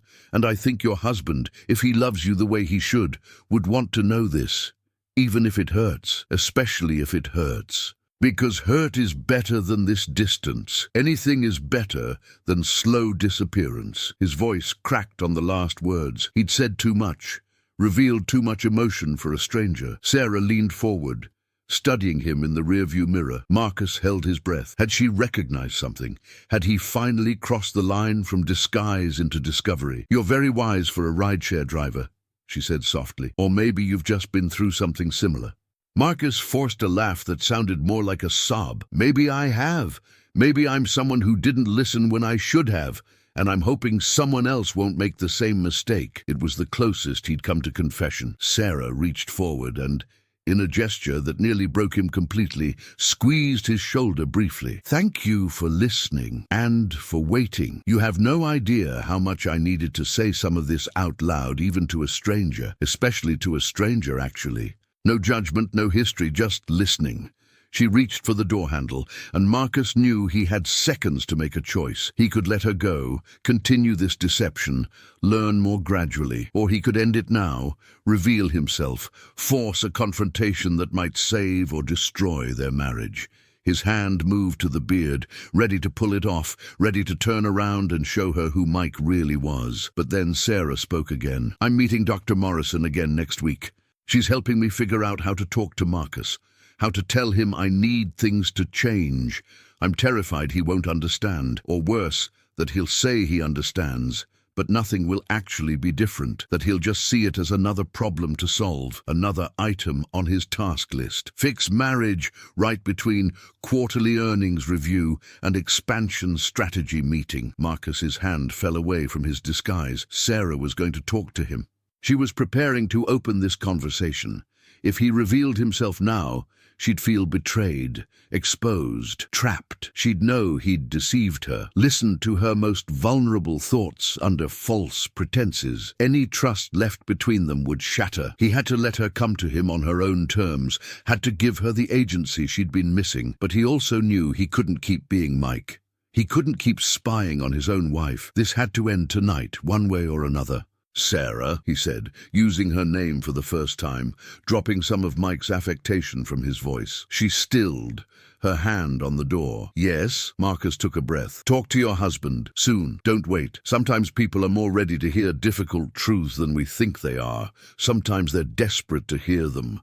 Sarah turned in her seat, really looking at him for the first time. Marcus kept his face angled away, his hand near his face, as if rubbing his jaw, blocking her view. "You sound like you know something I don't," she said, curiosity mixing with concern in her voice. Marcus's heart hammered. "I just know that time is the one thing you can't get back.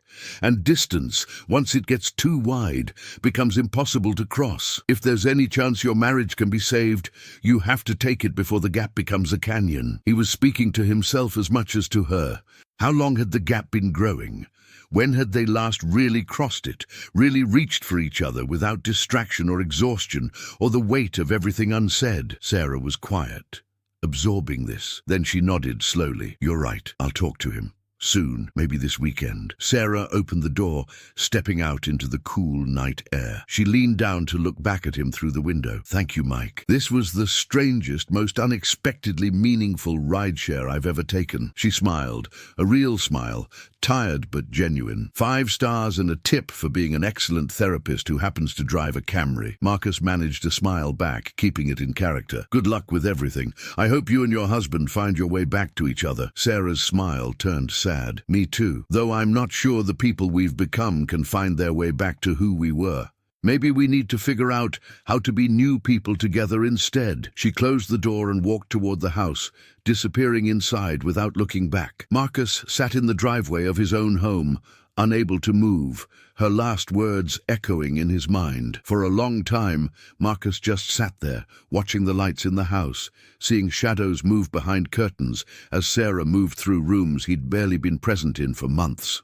He thought about driving away, going to a hotel, ending this character and coming home tomorrow as himself, pretending none of this had happened. But that would be another lie, another layer of distance. Sarah had said she was going to talk to him this weekend. That gave him less than a week to figure out how to be someone worthy of that conversation. Not Mike, the stranger who could listen without ego or defensiveness. Not Marcus Chen, the billionaire CEO who solved problems with strategies and resources, but Marcus, Sarah's husband, the man who'd once cooked terrible pasta and talked about dreams until dawn. That man was still somewhere inside him, buried under layers of success and distraction. He had to find that man again before Saturday, and he had to do it without Sarah knowing about tonight's deception, because that secret would poison whatever healing might still be possible. Marcus finally drove away from his house, heading to the storage unit where he'd set up his transformation station. The familiar streets felt foreign now, like he was seeing them through different eyes. Mike's eyes, maybe, or the eyes of the man he used to be before success had built walls around him. He parked behind the storage facility, away from security cameras, and sat in the darkness trying to process everything. His wife wasn't having an affair. She was having an identity crisis, and he was the cause. That somehow felt worse. Infidelity he could have fought against, competed with, solved with grand gestures. But how did you fight the emptiness you'd created? How did you restore something you'd slowly, unconsciously drained away? Marcus rested his forehead against the steering wheel and for the first time in years let himself cry. Inside the storage unit, surrounded by the props of his deception, Marcus carefully removed his disguise. The beard came off, Then the contact lenses, the makeup that had aged him and changed his features. He stared at himself in the mirror, seeing Marcus Chen emerge from beneath Mike's ordinariness. But which face was the mask? The polished billionaire who commanded boardrooms and made decisions that affected thousands of employees, or the ordinary man who'd spent tonight listening to his wife's pain? Marcus realized he'd been wearing a disguise for years, long before tonight. He'd been playing the role of successful CEO so completely that he'd forgotten the person underneath. Sarah had said she'd lost herself, but Marcus had lost himself too. They'd both been swallowed by the empire he'd built, and neither of them knew how to find their way out. Marcus drove to a hotel downtown, the same neighborhood where Sarah had met Dr. Morrison. He couldn't go home yet, couldn't face her while his emotions were this raw and visible. He checked in under Mike's fake name, using the backup identification he'd created for this operation. The irony wasn't lost on him. He was a billionaire, hiding in a mid-range hotel, under a false identity, because he couldn't be honest with his own wife. The room was generic, impersonal, the kind of space that could be anywhere in any city. Marcus sat on the edge of the bed and pulled out his phone. He had 63 unread emails, 22 text messages, 3 voicemails. His company needed him. His executives needed decisions. The world he'd built was continuing to turn, demanding his attention. Marcus turned the phone off and threw it on the nightstand. For once, all of that could wait. He lay back on the hotel bed, staring at the ceiling, replaying the entire evening in his mind. Every word Sarah had spoken, every pause, every emotion in her voice. She'd said she was suffocating.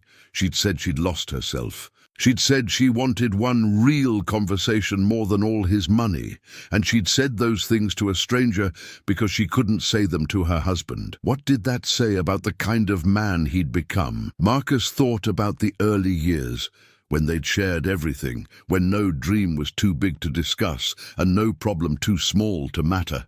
He remembered the night before his first major investor meeting, when he'd been paralyzed with fear, and Sarah had stayed up with him, helping him rehearse, believing in him when he didn't believe in himself. When had he stopped letting her see his fears?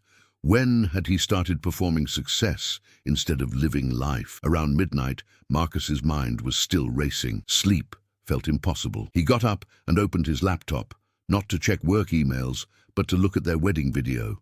He hadn't watched it in years.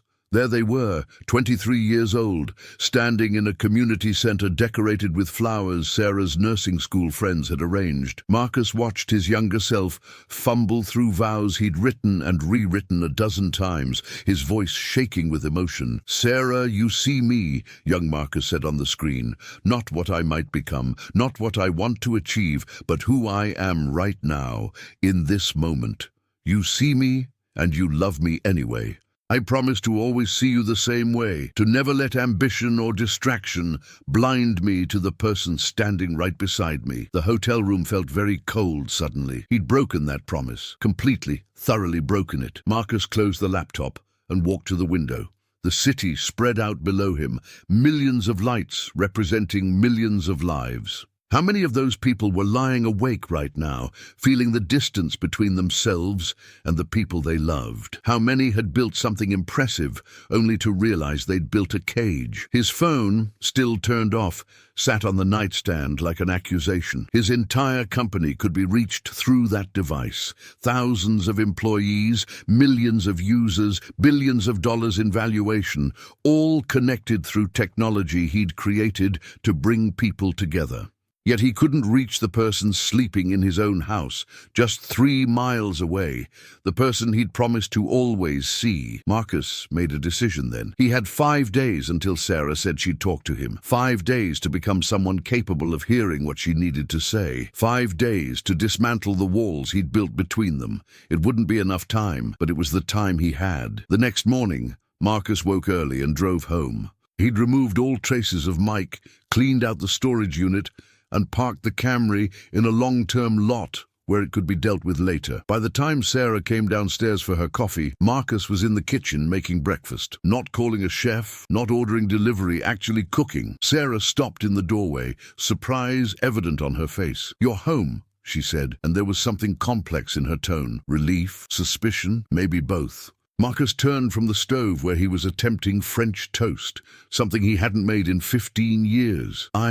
I cancelled my morning meetings. I thought we could have breakfast together, actual breakfast, where we sit and eat and talk, if you have time before work. He held his breath, waiting for her response. Sarah studied him for a long moment, and Marcus wondered if she could see the guilt written on his face, if somehow she'd sense what he'd done last night. But she just nodded slowly and sat at the kitchen island. I have time, she said carefully. My shift doesn't start until noon. Marcus served the French toast, slightly burned on one side because he was out of practice, and sat across from her. The silence between them felt heavy with everything unsaid. Marcus realized he had no idea how to start this conversation. He couldn't reference what he'd learned last night. He couldn't push her to talk before she was ready. But he also couldn't go back to their routine of meaningless pleasantries. I'm sorry, he said finally, the words inadequate but necessary. Sarah looked up, confused. For what? Marcus gestured vaguely, encompassing everything. For not being here, for not making you French toast in 15 years, for becoming someone who forgot that this, right here, was supposed to be the point of everything else. Sarah's eyes filled with tears, and Marcus's heart broke all over again. She set down her fork and wiped her eyes with her napkin. What brought this on? She asked, her voice shaky.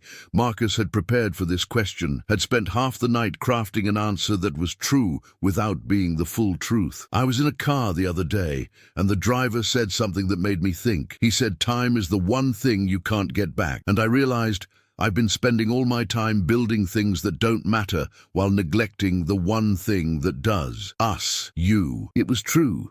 Every word, even if he was leaving out the part about being that driver.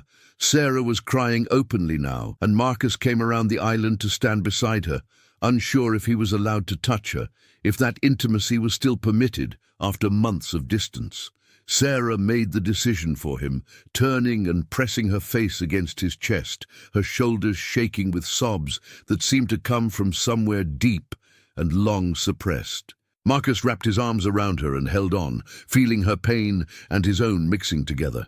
They stood like that for a long time, neither speaking, just holding each other in the morning light of their expensive kitchen. Finally, Sarah pulled back, wiping her face. I need to tell you something, she said, her voice hoarse. Marcus's stomach dropped. Was she going to tell him about Dr. Morrison, about the meetings downtown? He nodded, preparing himself. I've been unhappy, Sarah continued, for a long time, and I've been afraid to tell you because I didn't want to seem ungrateful or hurt you or disrupt everything you've built, but I can't keep pretending everything is fine when it's not. We're not fine, Marcus. We haven't been fine in years. Marcus felt like the floor had dropped out from under him, even though he'd already known this truth. Hearing it directly from Sarah, in the clear light of morning, made it undeniable and real. I know, he said quietly. Sarah looked at him in surprise. You know? Marcus nodded, choosing his words carefully. Maybe I haven't let myself admit it, but yes, I've felt the distance. I've felt you pulling away. I told myself it was just life, just the natural evolution of a long marriage,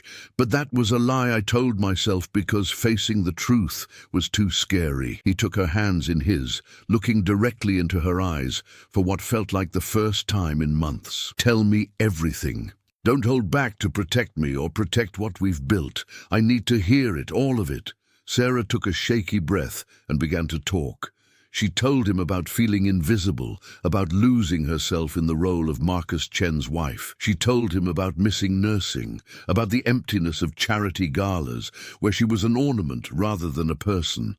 She told him about lonely nights in their big house, about eating dinners alone while he worked in his study, about going to bed by herself and waking up the same way. Marcus listened without interrupting, without defending, without trying to fix. He just listened the way he'd listened last night as Mike, but this time as himself, letting every word land and hurt and teach him. Sarah told him about reconnecting with Dr. Morrison, about needing someone who remembered who she was before all of this. She didn't mention the restaurant meetings specifically, and Marcus didn't push, grateful she was sharing this much. I don't know if I can keep doing this, Sarah said finally, her voice barely a whisper. Living parallel, lives in the same house, Being married but not having a marriage. I love you, Marcus. I've always loved you, but I don't know if love is enough when we've become strangers to each other. The words hung in the air between them, heavy with implications. Marcus felt panic rising in his chest, but he pushed it down. This wasn't about his fear. This was about Sarah's truth, and she deserved to be heard without his emotions hijacking the conversation. "What do you need?" he asked. "Not what would be convenient for me, not what makes sense for the company or our public image. What do you need to be happy, to feel like yourself again?" Sarah looked at him like she couldn't quite believe he was asking. "I need you to be present," Sarah said, after a long pause. "Really present. Not physically here, but mentally somewhere else. Not sitting across from me at dinner while answering emails. Not saying yes while clearly not listening. I need conversations that aren't just logistics and schedules. I need you to be curious about my life again, the way you used to be when we were dating." She paused, gathering courage. "And I need to go back to work. Real work. Not volunteering, not charity boards, but actual nursing. I need to feel useful again, like I'm contributing something meaningful with my own hands, my own skills. I need an identity that's mine, not just an extension of yours." Marcus felt his instinct to problem solve kick in, to immediately start planning how to make this happen. But he caught himself. This moment called for acknowledgement, not action. "Okay," Marcus said simply. Sarah blinked. "Okay, that's it? You're not going to tell me all the reasons why it's complicated? Why going back to nursing doesn't make sense? Why you need me available for company events and investor dinners?" Marcus felt shame wash over him. Had he really become so predictable in his dismissiveness? "No," he said firmly. "You should absolutely go back to nursing if that's what you want. You were an incredible nurse. You are an incredible nurse. That didn't stop just because you married me. And you're right about everything else. I've been absent. I've been treating you like a household item instead of a person. I've been taking you for granted because you were always there, and I assumed you always would be." He took a breath. "I don't want to lose you, Sarah. Tell me how to fix this. Tell me how to be someone worth staying married to." Tears streamed down Sarah's face, but she was smiling through them. It was the first genuine smile Marcus had seen from her in months, and it gave him hope. "I don't need you to fix it," she said. "I need you to try. That's all. Just actually try to be my partner again, instead of my provider.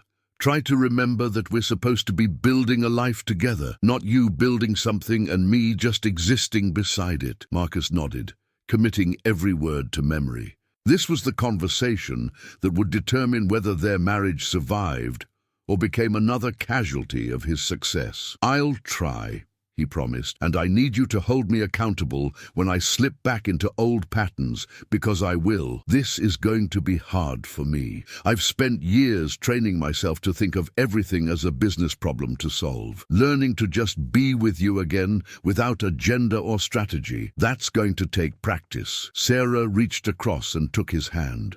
The gesture was small, but it felt monumental. "So where do we start?" she asked. Marcus thought about it.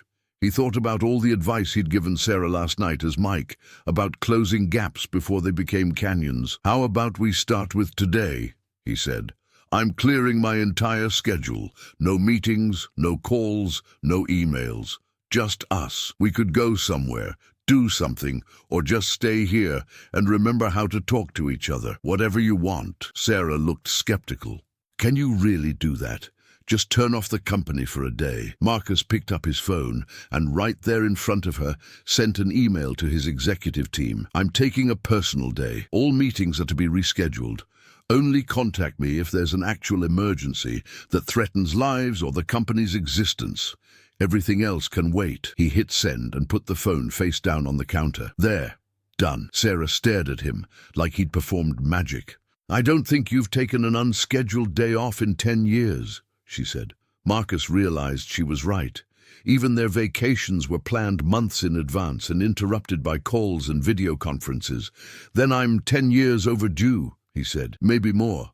So what do you want to do with this unexpected gift of time?" Sarah thought for a moment, and Marcus could see her mind working, testing whether this was real, whether he'd actually follow through.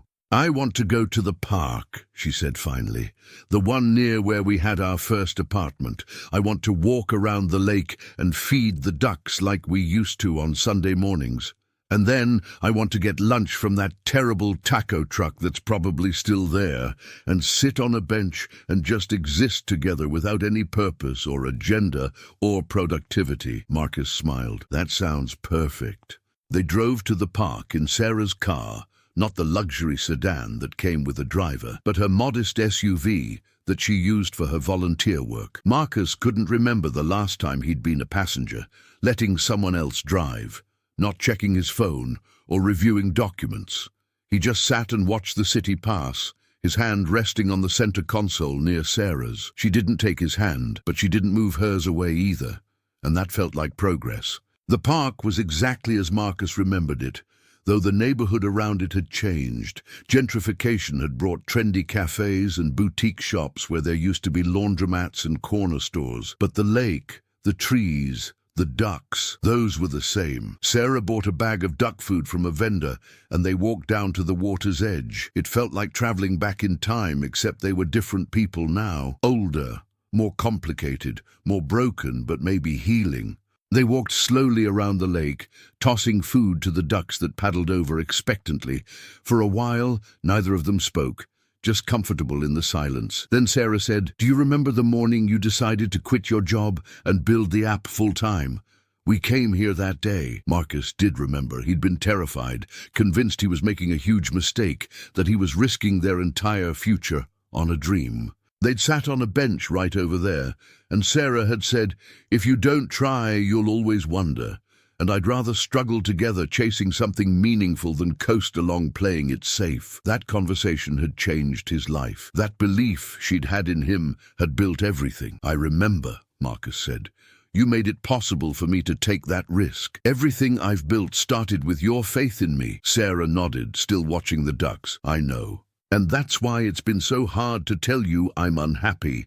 Because how do you tell someone that the thing they built, partly for you, partly because of you, is the thing that's now destroying you?" Marcus stopped walking and turned to face Sarah. "It's not destroying you," he said firmly. "I'm destroying you.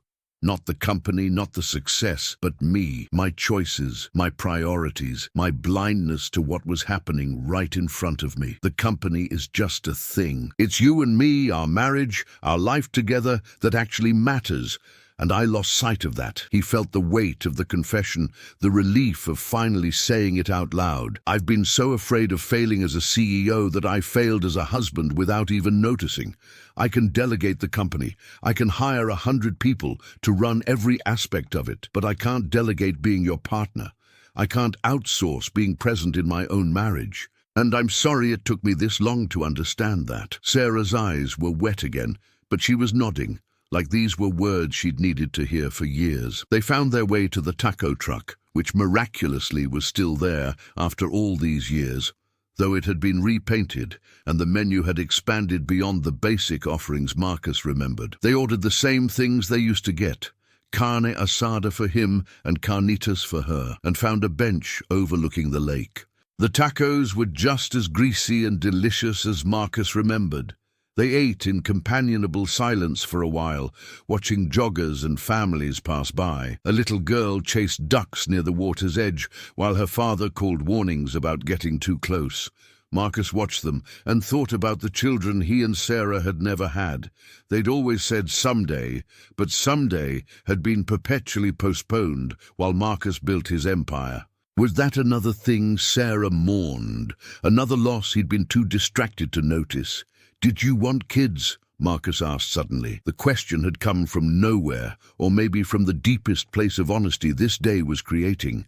Sarah looked at him, surprised. Where did that come from? Marcus gestured toward the little girl and her father. "We always said we'd have kids someday, but someday never came and we stopped talking about it. I'm realizing there's a lot we stopped talking about."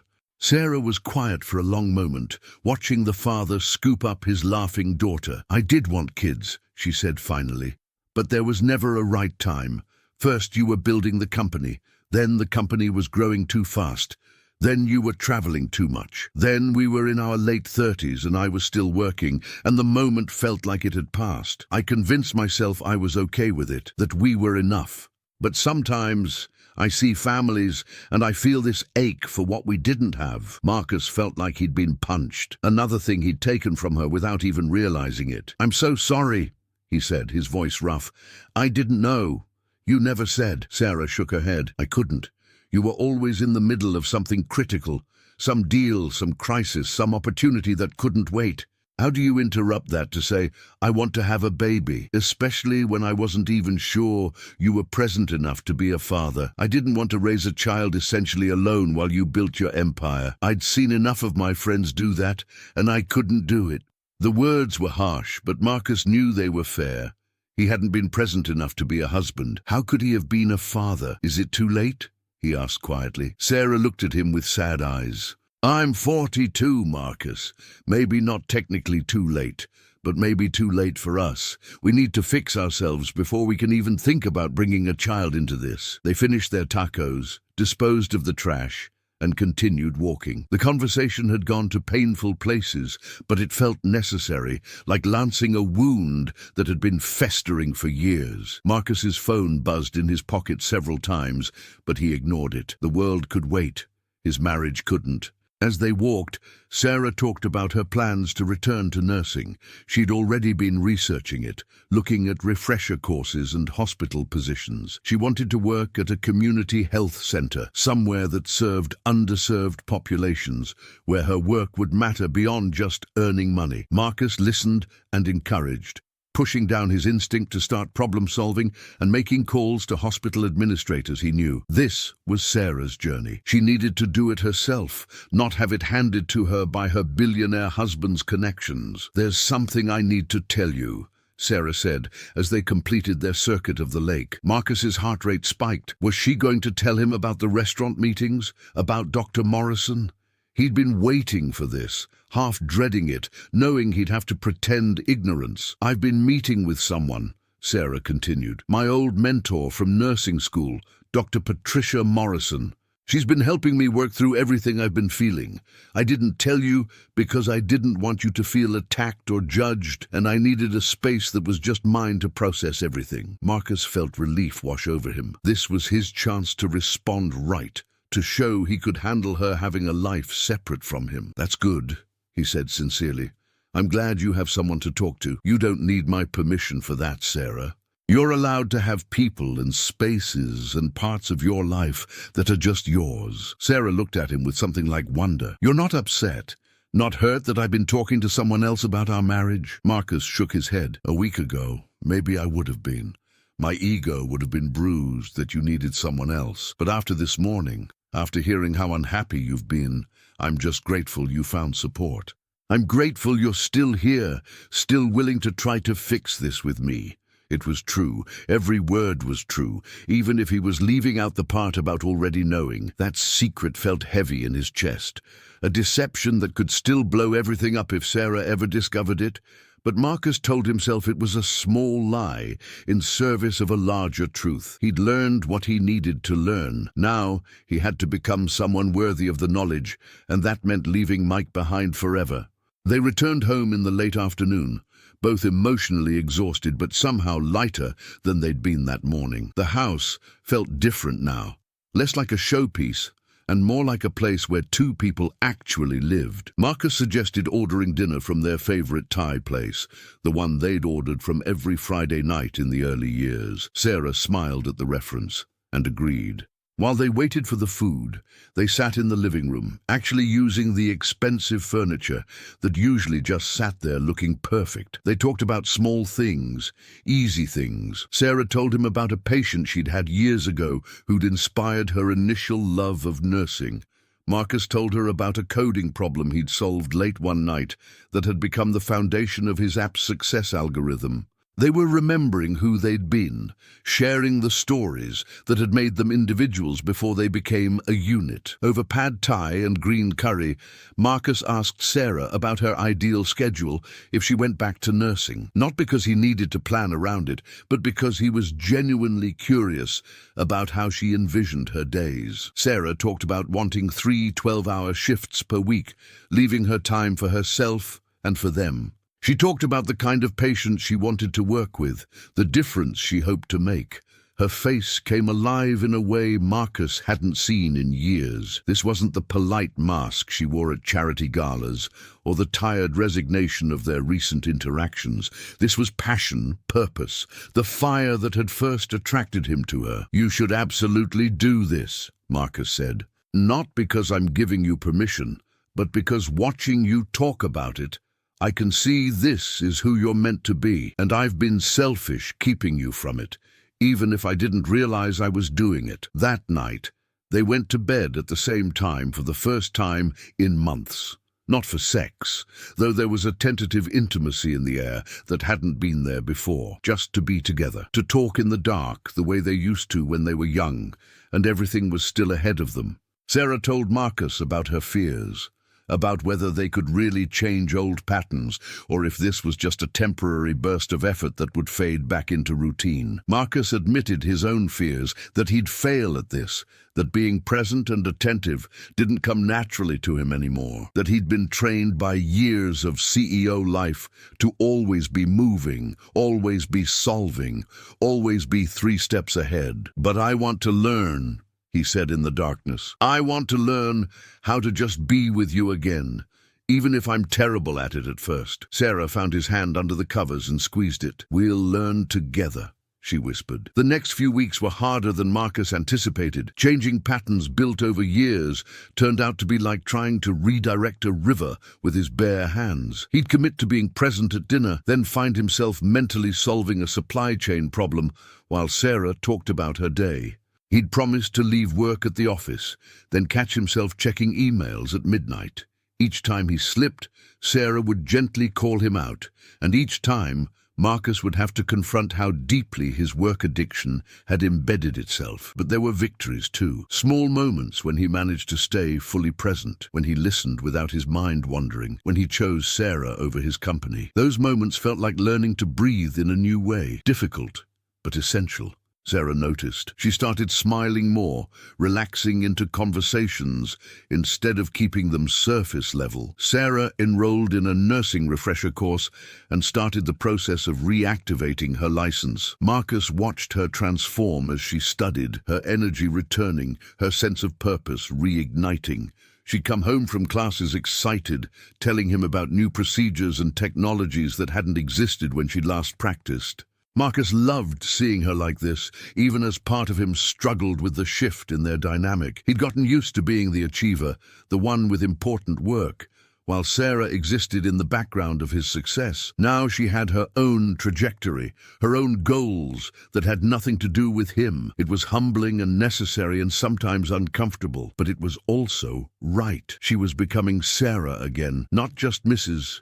Marcus Chen, and he was learning to love this version of her all over again, or maybe love her properly for the first time in years. One evening, about a month after their breakthrough conversation, Marcus came home to find Sarah cooking dinner. This wasn't unusual anymore. They'd established a rhythm of sharing meals when both were home, but tonight felt different. Sarah was wearing an old nursing school t-shirt he hadn't seen in years, and she was singing along to music playing from her phone. She looked young, almost carefree. "Good day?" Marcus asked, setting down his briefcase and actually leaving it by the door instead of taking it to his study. Sarah turned, her face bright.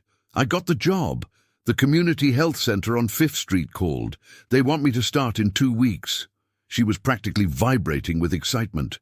Marcus crossed the kitchen and pulled her into a hug, sharing her joy genuinely, not thinking about how this would affect his schedule or what adjustments would need to be made, just being happy, because she was happy. They celebrated with cheap champagne and the dinner Sarah had made, laughing about how their celebration would have looked different a few months ago. Back then, Marcus would have insisted on an expensive restaurant, probably would have checked his phone through dinner, maybe would have cut the evening short for a conference call with overseas investors. Now, they sat at their kitchen island, talking about Sarah's new job, her nervousness and excitement, the difference she hoped to make. Marcus told her about a decision he'd been considering, something he hadn't mentioned before because he needed to be sure.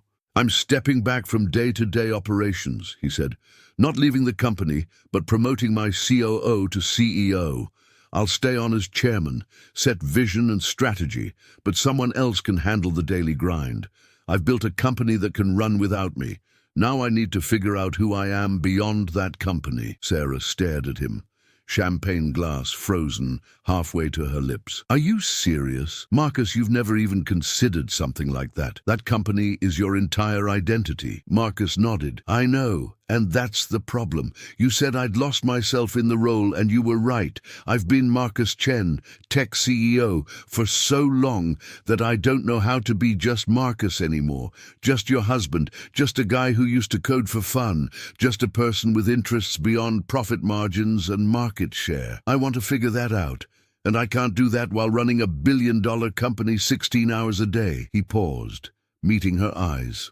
"I want to build a life with you, Sarah. Not a company, not an empire. An actual life where we're both present and engaged and growing together. That's worth more than any valuation or market dominance." Sarah set down her glass and came around the island to stand in front of him. She took his face in her hands, looking at him with an intensity that made Marcus's heart race. "Who are you, and what have you done with my husband?" she asked, but she was smiling, crying, laughing all at once. "The Marcus I married would have made this choice," she said. "The Marcus who cooked terrible pasta and dreamed about changing the world while also remembering to ask about my day and care about the answer. I've missed him so much. I'd started to think he was gone forever, buried under business suits and board meetings." She kissed him, soft and tentative at first, then deeper, with feeling that had been absent from their physical relationship for months. Marcus kissed her back, feeling like he was reclaiming something precious he'd nearly lost forever. That night marked a turning point. The physical intimacy returned, but it was different than it had been, layered with vulnerability and honesty that made it mean something beyond just habit or obligation. Afterward, lying in the dark, Sarah asked the question Marcus had been dreading and expecting. "What changed?" she said softly. "I mean, I'm grateful, don't get me wrong. But this transformation happened so fast. One morning you're making breakfast and apologizing, and suddenly you're restructuring your entire life. What happened? What made you finally see what I'd been trying to tell you for years?" Marcus's heart raced. This was the moment. He could tell her the truth about Mike, about the disguise and the car ride and the deception. Full honesty, consequences be damned. Or he could give her a truth that was real but incomplete, protecting the secret that might destroy this fragile rebuilding. Marcus chose the second path, maybe cowardly, but protective of what they were creating. "I had a conversation with someone," he said carefully, "someone who made me realize I was losing you. That time was running out and I was too blind to see it, and it terrified me. The thought of living without you, of this marriage ending because I was too stupid and self-absorbed to notice it was dying, that fear woke me up in a way nothing else could. It was true. Every word was true. He just left out that the someone had been Sarah herself, and that he'd been disguised as a stranger when the conversation happened." Sarah was quiet, processing this. "I'm glad someone got through to you," she finally said. "I'd been trying for so long, and I'd started to give up. Started to think maybe we'd just grown too far apart, become too different." She turned to face him in the darkness. "I'm not going to lie and say everything is fixed. We've got a long way to go, but this feels like a real start." Over the following weeks, Marcus's announcement about stepping back from his company sent shockwaves through the business world. Tech blogs speculated about his health, his marriage, his mental state. Some praised him for prioritizing life balance, while others criticized him for abandoning the company he'd built. Marcus ignored most of it, focusing on the transition plan and on being present for Sarah as she started her new job. Her first day at the community health center, Marcus drove her there, waited in the parking lot like a nervous parent, and was there to pick her up when her shift ended. Sarah emerged exhausted but glowing, full of stories about patients she'd helped and colleagues she'd met. Marcus took her to dinner and listened to every detail, asking questions, being genuinely interested in this world that was entirely separate from his own expertise. It felt good to be the supporter instead of always being the one achieving. 3 months after that pivotal breakfast conversation, Marcus and Sarah were in a better place than they'd been in years. Not perfect. They still had hard days, moments when old patterns threatened to reassert themselves, times when Marcus caught himself slipping into CEO mode or Sarah withdrew into protective distance. But they were trying, really trying. They'd started seeing a marriage counselor together, something Marcus would have resisted before, but now embraced. They'd established rituals, morning coffee together before work, no phone dinners, Friday date nights that were sacred regardless of what work demanded. Marcus had taken up cooking again, slowly improving beyond burned French toast. Sarah had reconnected with old friends from nursing school, building a social life that wasn't dependent on or connected to Marcus's world. They were becoming individuals again, and paradoxically, that was bringing them closer together as a couple. They were learning that a good marriage wasn't about two people merging into one entity, but about two whole people choosing each other every day. But Marcus's secret haunted him. Late at night, when Sarah slept beside him, he'd lie awake thinking about that drive, about the deception, about the information he'd gained through dishonesty. The secret felt like a splinter buried deep in his hand, invisible but present, occasionally sending out sharp reminders of its existence. He told himself he'd done what was necessary, that without becoming Mike, he never would have heard Sarah's truth, never would have understood the depth of her unhappiness. But another voice, quieter and more insistent, whispered that he'd violated her privacy, manipulated her into revealing her heart to a stranger who wasn't a stranger at all. The rationalization that it had led to positive change didn't entirely erase the fundamental wrongness of what he'd done. Marcus had built a career on disruption and unconventional solutions, but this felt different.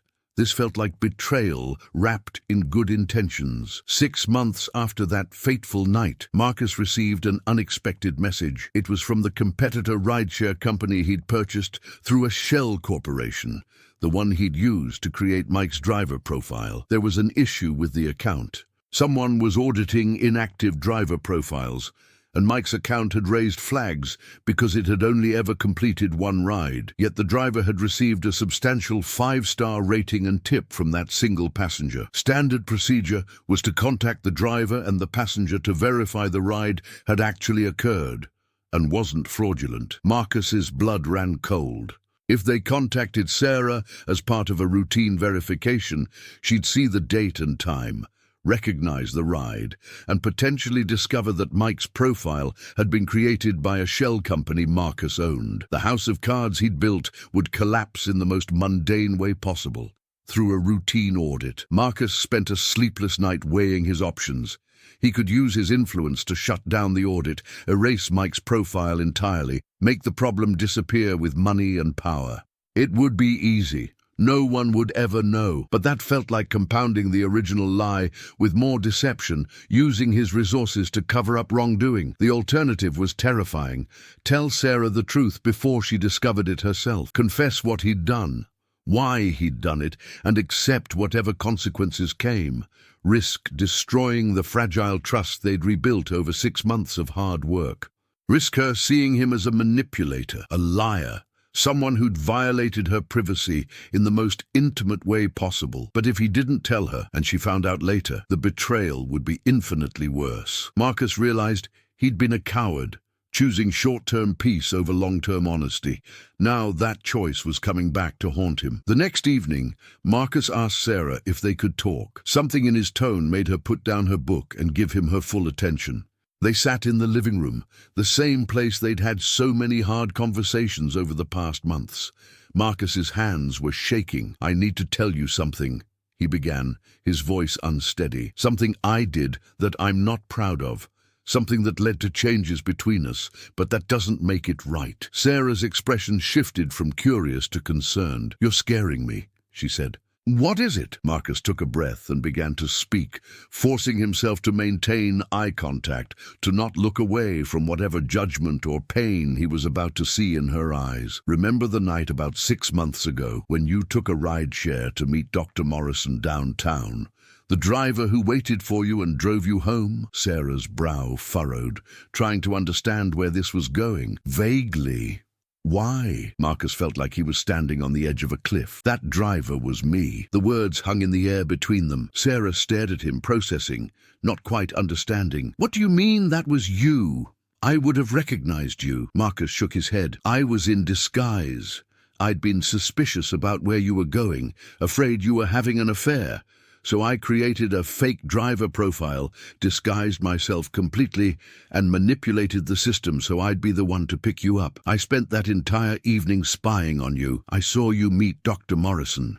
I listened to you talk on the drive home, asked you questions as a stranger, and heard things you weren't ready to tell me as your husband." He watched the color drain from Sarah's face as understanding crashed over her. "You did what?" Sarah's voice was barely a whisper, but there was a tremor in it that might have been rage or heartbreak or both. She stood up, putting distance between them. "You disguised yourself. You manipulated me into getting into your car. You spied on my private meeting and then tricked me into sharing my feelings." Marcus stood too, though he stayed where he was, giving her space. "Yes, I did all of that, and it was wrong. Deeply, fundamentally wrong. I violated your privacy and your trust, and there's no excuse that makes it okay." Sarah was pacing now, her hands shaking. "That conversation in the car, when I told that stranger things I'd never been able to tell my own husband, you were there. You heard all of it while pretending to be someone else." Her voice was rising. "How could you do that to me? How could you manipulate me like that?" Marcus felt tears streaming down his face. "I was terrified of losing you. I knew something was wrong, but I didn't know what. And my fear made me do something unforgivable. I'm not asking you to excuse it or understand it. I'm just telling you the truth, because you deserve to know, and because keeping the secret was making everything we've rebuilt feel like another lie." Sarah stopped pacing and looked at him with eyes full of hurt and betrayal. "When did you plan to tell me? Ever? Or only now because something forced your hand?" Marcus flinched at the accuracy of the question. "There's an audit at the rideshare company. They might have contacted you to verify the ride. I could have made it go away, covered it up, but I couldn't keep lying to you, even by omission, even when the truth might destroy us." Sarah laughed bitterly. "Oh, how noble. You're telling me because you're about to get caught, not because you actually believed I deserved to know." "That's not entirely fair," Marcus said quietly, then caught himself. "No, actually it is fair. You're right. If there hadn't been an audit, would I have ever told you? I don't know. I wanted to, dozens of times, but I was too afraid. I'm still afraid." "But Sarah, everything I learned that night, everything that made me finally wake up and start changing, came from hearing your truth. Does that make it okay? No, but it's what happened. I heard how much pain you were in, pain I'd caused, and it broke something open in me. The breakfast the next morning, the day at the park, all the changes since then, they came from a place of real understanding that I gained through deeply wrong means." He took a step toward her. "I love you. I've always loved you, but I hadn't been seeing you, and that night I finally did. Even if I had to become someone else to do it." Sarah's face was wet with tears, her expression cycling through anger, hurt, betrayal, and something else Marcus couldn't identify. "I need you to leave," she said finally. "Not forever, maybe, I don't know. But right now I can't look at you. I can't be in the same room with you. Every conversation we've had over the past 6 months, I'm now wondering what was real and what was performance. Every change you made, was it because you genuinely understood, or was it because you'd manipulated information out of me?" Marcus felt his heart breaking, but he nodded. "I'll go. I'll stay wherever you need me to stay." And Sarah, for what it's worth, every change was real. The understanding was real. The love is real. The regret for what I did is real. I'm so sorry. He moved toward the door, grabbing his keys, not bothering to pack anything. As he reached the door, Sarah's voice stopped him. That night in the car, when you were pretending to be Mike, you told me that distance, once it gets too wide, becomes impossible to cross. That hurt is better than slow disappearance. Sarah's voice was hollow. Did you believe that? Or was it just manipulation, just words designed to get me to open up? Marcus turned back, meeting her eyes one last time. I believed it. I believe it now. That's why I'm telling you this truth, even though it might end us. Because a marriage built on secrets and lies isn't a marriage worth having, no matter how comfortable it feels. He paused at the threshold. Whatever you decide, whatever happens next, you deserve to know that the man who listened to you that night really listened without agenda or defensiveness. That man is who I'm trying to be. Not Mike, not Marcus Chen, the CEO. Just Marcus, your husband, who loves you enough to risk losing you by telling the truth. Then he walked out, leaving Sarah standing in their living room, their carefully rebuilt life shattered around her feet.